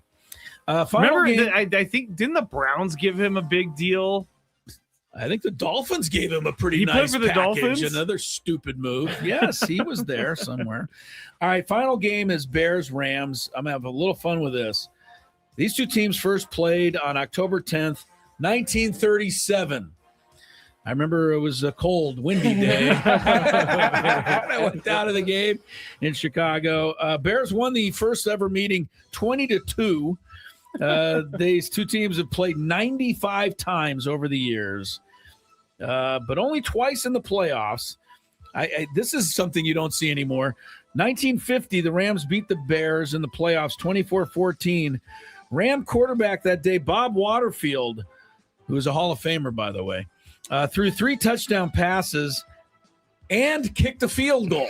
Nice. The Rams victory. The good old 3 touchdowns and a field goal. You know what, Bob? You want to run back and boot one through because we ain't got anybody else. 24-14 Rams. The second meeting of the two was in 85, and that's the golden days of the Bears. Yeah. NFC Championship game. 24-0. Rams could not score against that Bears defense. Was Dickerson in that backfield? Dickerson tried. Yeah, Man. they couldn't go anywhere. Rams threw for 66 passing yards total. And the Bears wrapped it up on a Wilbur Marshall 52-yard fumble return, which you've probably seen them play over and over in the highlights. Bears went on to win their only Super Bowl after beating the Rams that day. So there's just a little look-see. Here's one thing for you, Scrape. And you got to give credit where it's due. Last week's 49er victory over, forgot now. Eagles. Yeah, I put it out of my mind. I do that today. I was like, who do the 49ers play this weekend? I know. Isn't that funny? We're so crazy. 40th playoff win in 49er history. Yep. 40th. I did see this. And no one else has more. Yeah. Wow. They lead everybody. New England has 38. So they're second. Packers are third, if you're wondering, with 37. But 49ers are the all-time playoff leader in wins. Patriots have a little better winning percentage. Yeah, it took till 5:24. I didn't know if I today. wanted to play it. I didn't know if I wanted to play it. Bit of an upset there. Just real quick, Patriots 24-5 all-time at home in the playoffs. The Texans just won their first road playoff game last week. Denver hosting Buffalo, but Denver 17-5 in the playoffs at home. So both are pretty good home. Seattle 12-3 at home in the playoffs. So Niners have their work cut out for them. 4-game win streak in Seattle. Yeah, you miss that, Scrape? The 49ers have won their last 4 trips to Seattle. Oh, great. So it means it's ready to break. I think that's a pretty good thing, man. 4 in a row up there. Give you a little confidence. How George Kittle has been in and out. George Kittle's a big part of the team. I wonder. I think people are worried, but I think the 49ers almost like it. The more you can throw at the 49ers, they seem to be responding to it. I think he's the one guy, though. But he hurts not even him. necessarily from He's a an production emotional leader. 1,000% emotional leader. He seems like the dude that when everybody's going down, he's like, "We're in this together." He's the annoyingly positive guy when you're he depressed. Seems like it. And the now other guy, who's the backup for Tongas? He had a good game against the Bears 2 weeks ago, but then last week he didn't do much. Tongas isn't bad. He's just not George Kittle. Man, it's like the nightmare now. If you see a guy in an athletic position and his heel touches the ground in an athletic position, did he tear his Achilles? Yeah. You can see. So is he out for most a times year? He's trying to come back before, or I have a feeling he's going to come back halfway through next year. Try to. I think he got surgery today. Yeah. But they have that thing that Aaron Rodgers did. Remember, Aaron Rodgers was trying to come back in the same season. Yeah, he didn't look that great, though, the following season. It took him – he looked good this year. That it is took a a problem. full year, and he plays a much more physical position than quarterback. Yeah, George Kittle's also younger, so let's hope. Yeah, well, okay. I'm George just saying. Kittle, let's hope. One Yes, of the we're best- all one of the- Tony and I Everybody are please hope. crossing our fingers, Yes. praying that the 49ers are at full health. The thing that makes things that makes him unique is that he's one of the few tight ends that actually like does tight end things like blocks. He blocks some people. Like, he does all of that stuff. He almost sometimes he says he has more fun blocking people than catching the ball. As you said, the annoying dude that finds pleasure in like the things the annoying stuff. Right. Yeah. Football players are just you got to be a little cray cray at some point to play that game. I mean, you're knocking the stuffing out of each other on every play. It's a car wreck every single play. So, all right, 4 great games this weekend. We will have our picks on the show tomorrow. All right, back to baseball in the final segment. Our interview with Evan Drellich of The Athletic. And if you want to know what's likely to happen in the next year and a half with baseball and a potential labor stoppage, you'll know after you hear this interview after the break. Coming up on. Now, you've been representing the Friar Faithful for a little bit here. Now you're out in the forefront. You mentioned family quite a bit. How important was it to get your wife Audrey on board with this? How long did it take you to get her in this direction? It took a while. It's probably taken years, but I don't know. We were on the same page for a long time. For a long time we thought there's no way this is possible, with our family and be able to move them across country and take them out of school and all that kind of stuff. But we talked to enough people. We got to thank the Melancons. They kind of gave us the blueprint of how they've moved their kids from Florida to Arizona to San Diego, and we're going to follow that plan. And once we decided that, it was like, I talked about it a little. There was some peace that came over both of us to be able to say yes to this decision because we knew it's an opportunity of a lifetime. Hard to say no to, being the manager of Padres with a team like we've got. Obviously, when you decided to retire in the 23, family's probably at the forefront of your mind. You've missed a lot of time with your kids and your wife.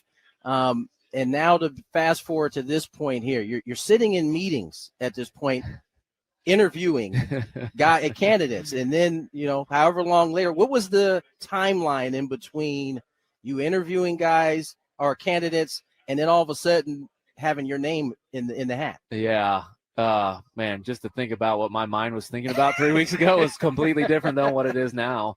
Obviously I'm part of the organization and wanted to find the best manager for the Padres, and so I was in on some Zoom calls to start that process. And then AJ we and I were just having conversations about who we thought were great candidates and how we ranked them. And we got done talking about it, and he goes, well, I think I got you at the top of the list. And he just dropped that on you. Yeah, he just dropped that on me. And, it's a little bit of a shock, when someone, like AJ believes in you that much.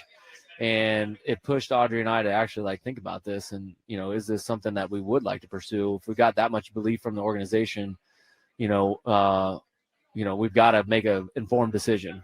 Yeah. And so then after that, we spent a lot of time, like I said, praying and fasting and thinking about this and how trying to map out the schedule and work it out with our family. And once we came to the conclusion we're taking everybody with us, then we felt pretty good about it. And we're able to say, if you're willing to offer the job to us, we'll say yes. 13 years as a reliever. You spent 6 here as a Padre.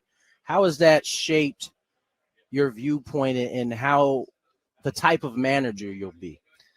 Yeah, I think one quality I have is a little bit of loyalty, and I was lucky in my career. I only really played for 2 organizations. I played 1 year with the Guardians in the middle, but not in the big leagues. But most of my career started with Washington, and then it ended with San Diego, and I feel very connected to this organization. I feel like it is family. They've treated me like family.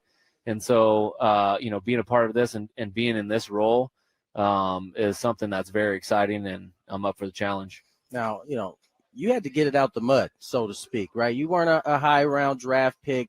You're a guy who had to kind of grind. That's the word we often use around this game. How is that, or what kind of lessons from those type of situations are you going to be able to take into your managerial role?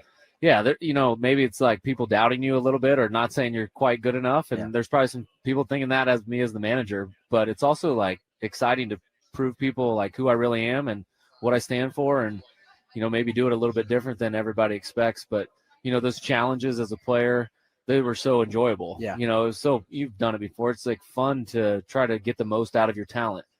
And as soon as I took this job, you know, that feeling of what I was as a player, like when's my next workout? You know, when's my next throwing session? You know, that constant thought, that feeling, that little nervousness, that little excitement came back like right away. And it was like, I definitely missed that. Now, did I enjoy the 2 years in between? Yeah, I did. You know, I got a lot, my handicap went down and all that kind of stuff. But, you know, this challenge has gotten that excitement back, that feeling back of I'm in the hunt with the boys and I'm ready to grind it out and make something special happen. Now, you've been representing the Friar Faithful for a little bit here. Now you're out in the forefront. You mentioned family quite a bit. How important was it to get your wife Audrey on board with this? How long did it take you to get her in this direction? You know, it took a while. It's probably taken years, but I don't know. You know, we were on the same page for a long time. For a long time we thought there's no way this is possible, you know, with our family and be able to move them across country and take them out of school and all that kind of stuff. But we talked to enough people.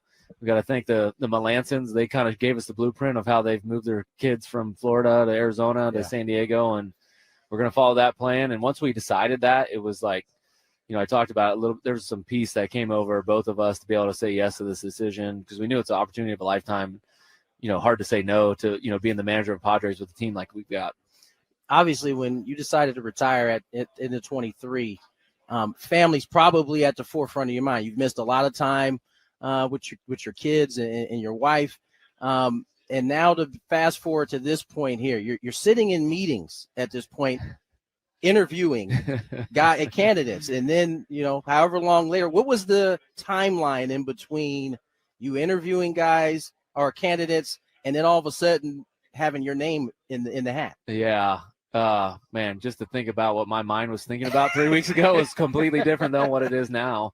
You know, obviously I'm part of the organization and wanted to find the best manager for the Padres. And so I was in on some Zoom calls, you know, to start that process. And then we and I were just having conversations about who we thought were great candidates and how we ranked them. And we got done talking about it. And he goes, well, I think I got you at the top of the list. And he just dropped that on you. Yeah, he just dropped that on me. And, you know, it's a little bit of a shock, you know, when someone, you know, like AJ believes in you that much. And it pushed Audrey and I to actually like think about this. And, you know, is this something that we would like to pursue? If we got that much belief from the organization, you know, we've got to make an informed decision. Yeah. And so then after that, you know, we spent a lot of time, like I said, praying and fasting and thinking about this and how trying to map out the schedule and work it out with our family. And once we came to the conclusion we're taking everybody with us, then we felt pretty good about it. And we're able to say, you know, if you're willing to offer the job to us, we'll say yes.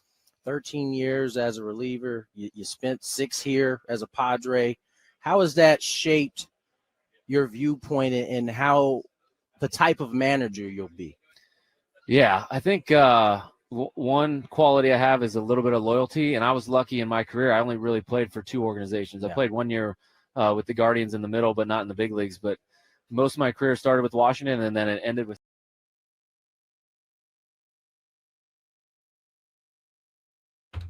Listen up, listen up, listen up.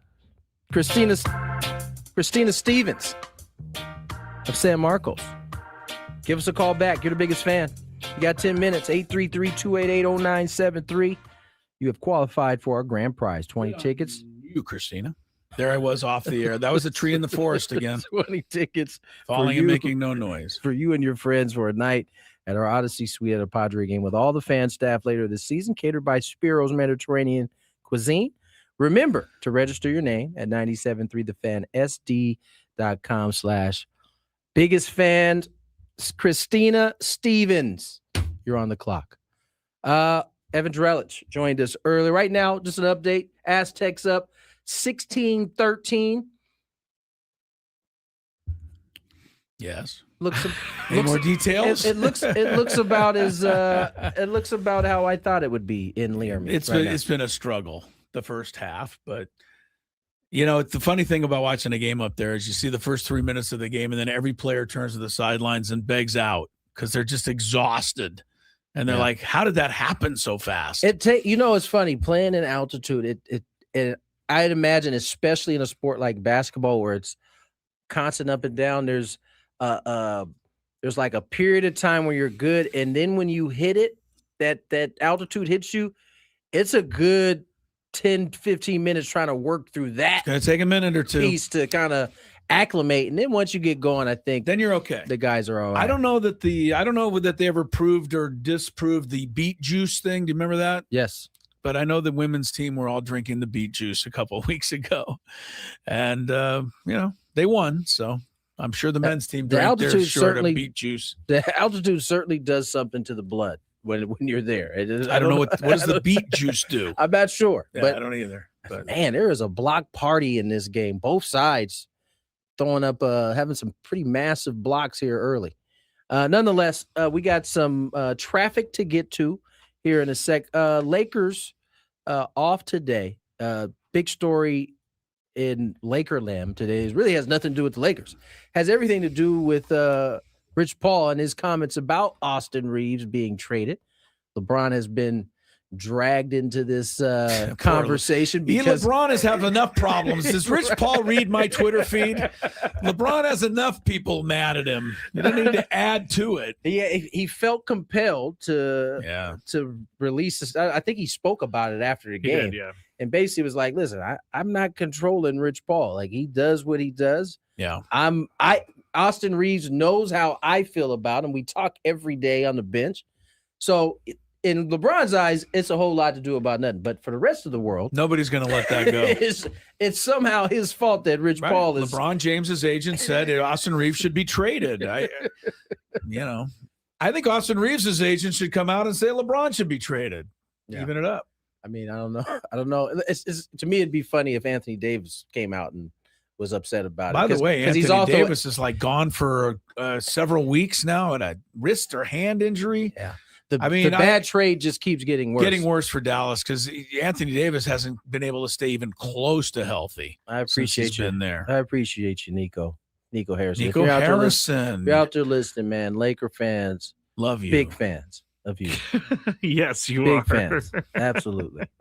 How's Luka doing? You watch every game. I don't. How's Luka doing in terms of his, conditioning and defense? Defense is about where it has always been. Okay. His conditioning is good. He's better. He looks in good shape. Yeah. Doesn't mean you can play defense all of a sudden. He's still struggling with that part. But there's two ways to play defense. One, you lock down your guy. Two, you give up 30 points, but you score 40. That still wins. That's defense. That's what he does. 10 plus on his side. That's what he does. Yeah. Yeah. No. He's still good. LeBron is still doing crazy things. He had 31 points last night. I mean, that is an NBA game that you're still doing that in, and he's 43 years old. 41. Oh, 41. Yeah. Sorry. Yeah. 41. 23rd year. Yeah. That's where the 3 came in. All right. Traffic. Evan Drellich after. From the 855 Get Ross Traffic Center, protecting San Diego after accidents or injury, here's Kelly Danick. Still pretty busy on most of our roads this early evening, but just one problem to mention here. Imperial Avenue off-ramp, South 805 reports of a possible brush or encampment fire nearby. Some smoke visible in the area. I'm Kelly Danick with Gwynn and Chris, San Diego's #1 sports station, 97.3 The Fan. Evan Drellich from The Athletic. Boy, good to have him on the show, especially since Evan, we were holding off to 2:40 to have you on, but our segment started at about 2:36, so we've been tap dancing for 4 minutes until your arrival. Happy to have you with us. All guests join us on the David P. Shapiro Fan Hotline. David P. Shapiro criminal defense attorneys helping good people regain control of their future when charged with a crime. They've been doing it since 2010. Visit davidpshapirolaw.com. All right, Evan, thank you so much for your time, sir. Great stuff. Love following everything you write in The Athletic. I always feel smarter when I read your stuff. So I'm hoping to feel smarter again today. Start with a bit of a general overseeing question, but where do things kind of stand with baseball? And if I'm a fan, how worried should I be at this stage that something could happen? I'd be a little bit worried. I don't think it's a no worry zone. So in the next couple months, probably no later than May, last time it was in April, the union and the league will start having negotiations about the next CBA. The current deal expires after this season in December. In all likelihood, we're going to have another lockout starting in December, just like last time. And the big question is whether this one is exactly like last time, where it ends just in time for the regular season, or are games actually missed this go around? And the big looming issue so far is the potential of the salary cap. Owners have long wanted one. They haven't made a big push for one in a while, but that's been brewing really for the last year or even beyond that since the last deal was reached. And so it seems to me likely that we're going to eventually get some sort of proposal for a salary cap. That in itself isn't the biggest deal. The biggest deal will be, are they sticking to it? Come March of 2027, really kind of the drop dead point by which you've got to have an agreement so that you can have at least, 2.5 weeks of spring training or something like that. Is that proposal still going to be on the table, or will they find a way to play a full season of games? The industry is over $12 billion in revenue. There's a ton of money on the line. I think the rational incentives are for everybody to find a way to play. But that's the big question that looms at the moment.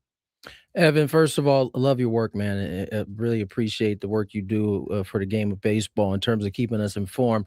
One of the things I've heard you talk about here recently is kind of, among some of the other hangups, is the own kind of infighting within the owners and some of the teams at the top of the totem pole versus some of the at the bottom.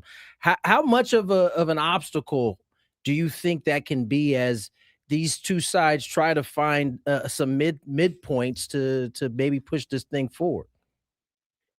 It's always an issue, and I think in some cases it's more of an issue than can they find a deal with the players, is the ability for the commissioner to get his 30 owners and their groups on the same page. And even when you talk about the potential of a cap proposal, there are big things that they got to settle on internally if they're going to be able to move forward with that, they being the owners.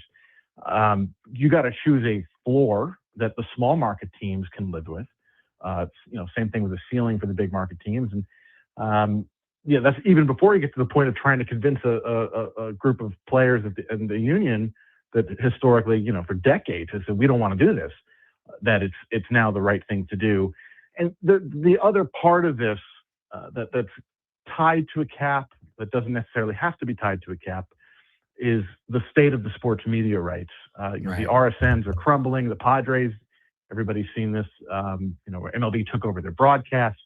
MLB, there are some big changes MLB can make with media rights. That would involve big changes to revenue sharing, meaning how money is shared between the owners themselves. The tricky thing about that is that revenue sharing is collectively bargained. It has to go through the players. So there's just there's a lot to deal with for the owners who, in this negotiation, unlike the last one, where the players have been angry for a long time, this one is about the changes the owners want to make. There are certainly things the players want, but the aggressors so far have certainly been the owners. Evan Drellich from The Athletic, getting smarter by the moment here. Evan, thank you for all of this stuff. I kind of the opposite of what Tony asked, but is there any potential this time, because I don't really believe it's ever happened before, that the players aren't as strong this time as always in the past? I say that, you got the Bryce Harpers, you got the cream of the crop. I think, all of the things are nice for them. But it seems to me I'm hearing a little whispering anyway that maybe some of the rank and file players wouldn't really mind if there was a salary cap as long as you keep baseball going, because salary cap doesn't necessarily affect their salaries. Could that come into play at all, or the players are forever going to stay solidified?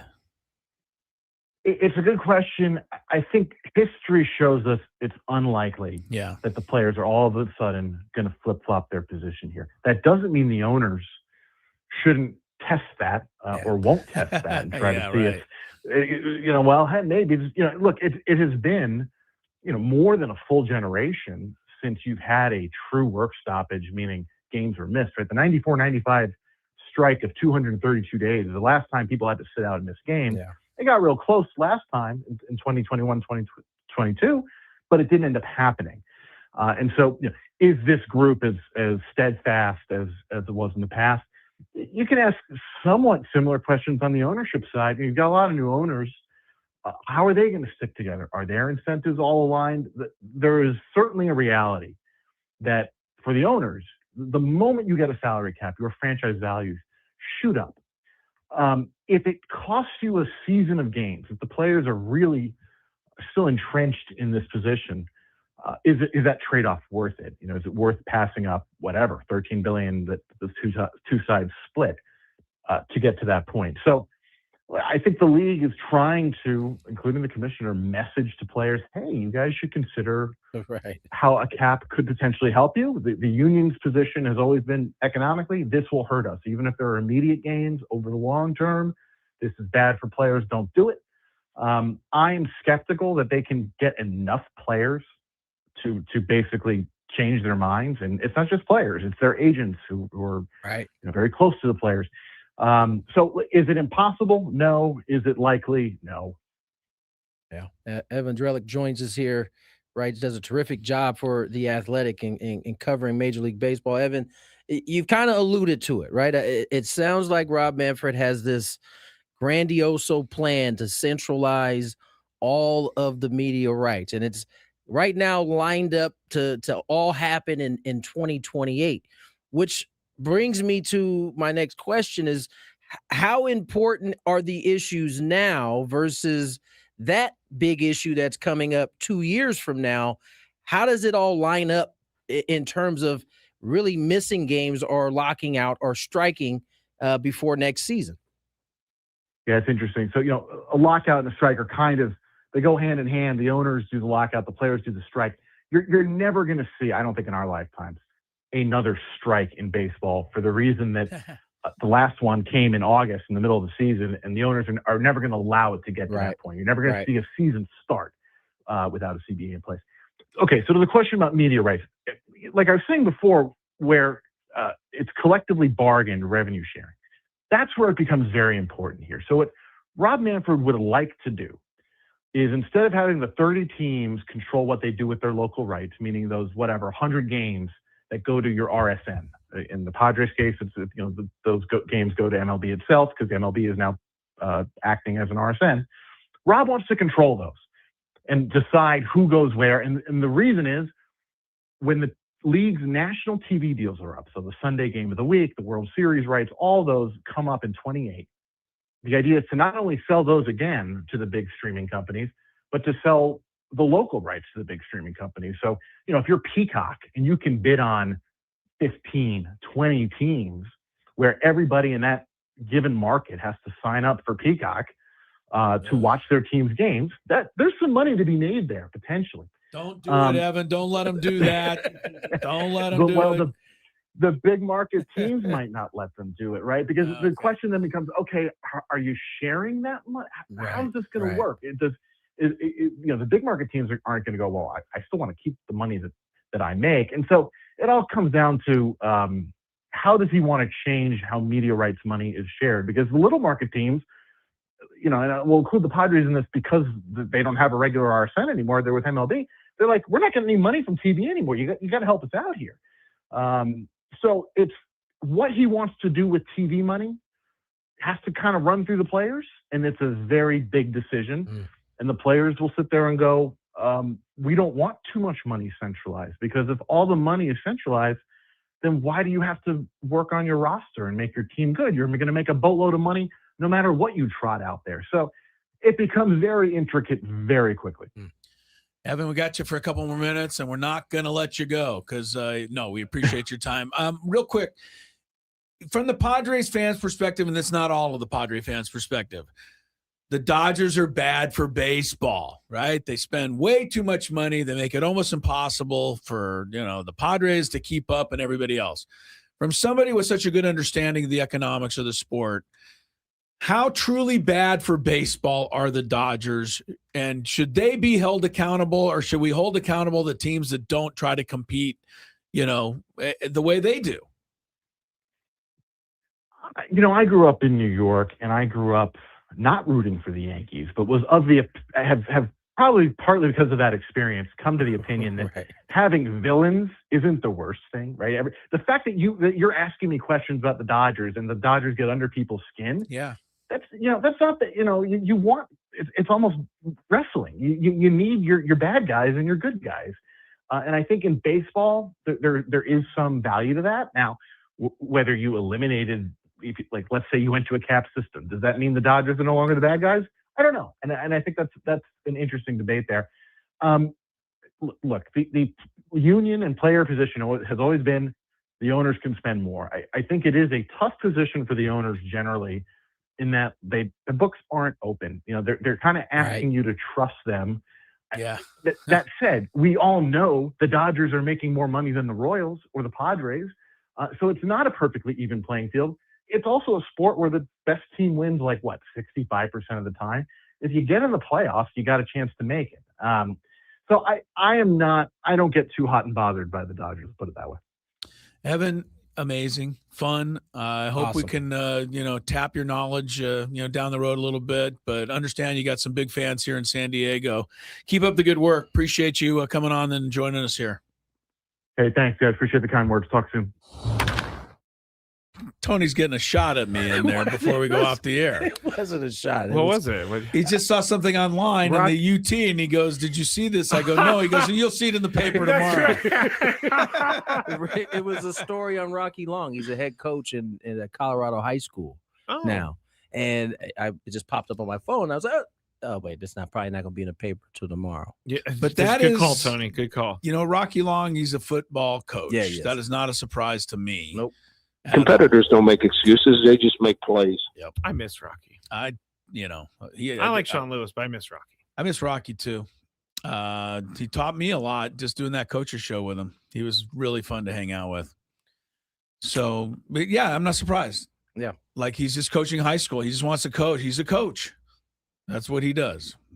Scraby. Yes. Chronicles up next. What are you talking about? Oh gosh.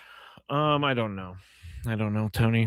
We'll talk about. Wait, you don't know? You got like 7 minutes. I'm just kidding. No, we're going to talk about the stuff that happened today with the Padres. For all the people that just got off work, we're also going to talk about Lamar Jackson's new contract that he is seeking. Oh, Scraby is ready to hate for an hour. But anyone who wants a new contract just to become the highest paid player in the league, I don't care. Sorry. Well, of course you don't care. You're not getting any of the money. Also, a really terribly sad story about Greg Biffle. Yeah. That we'll talk about. This is just... He's the auto racing guy. Who passed away in a plane crash along with his family. And there are some bad people out there.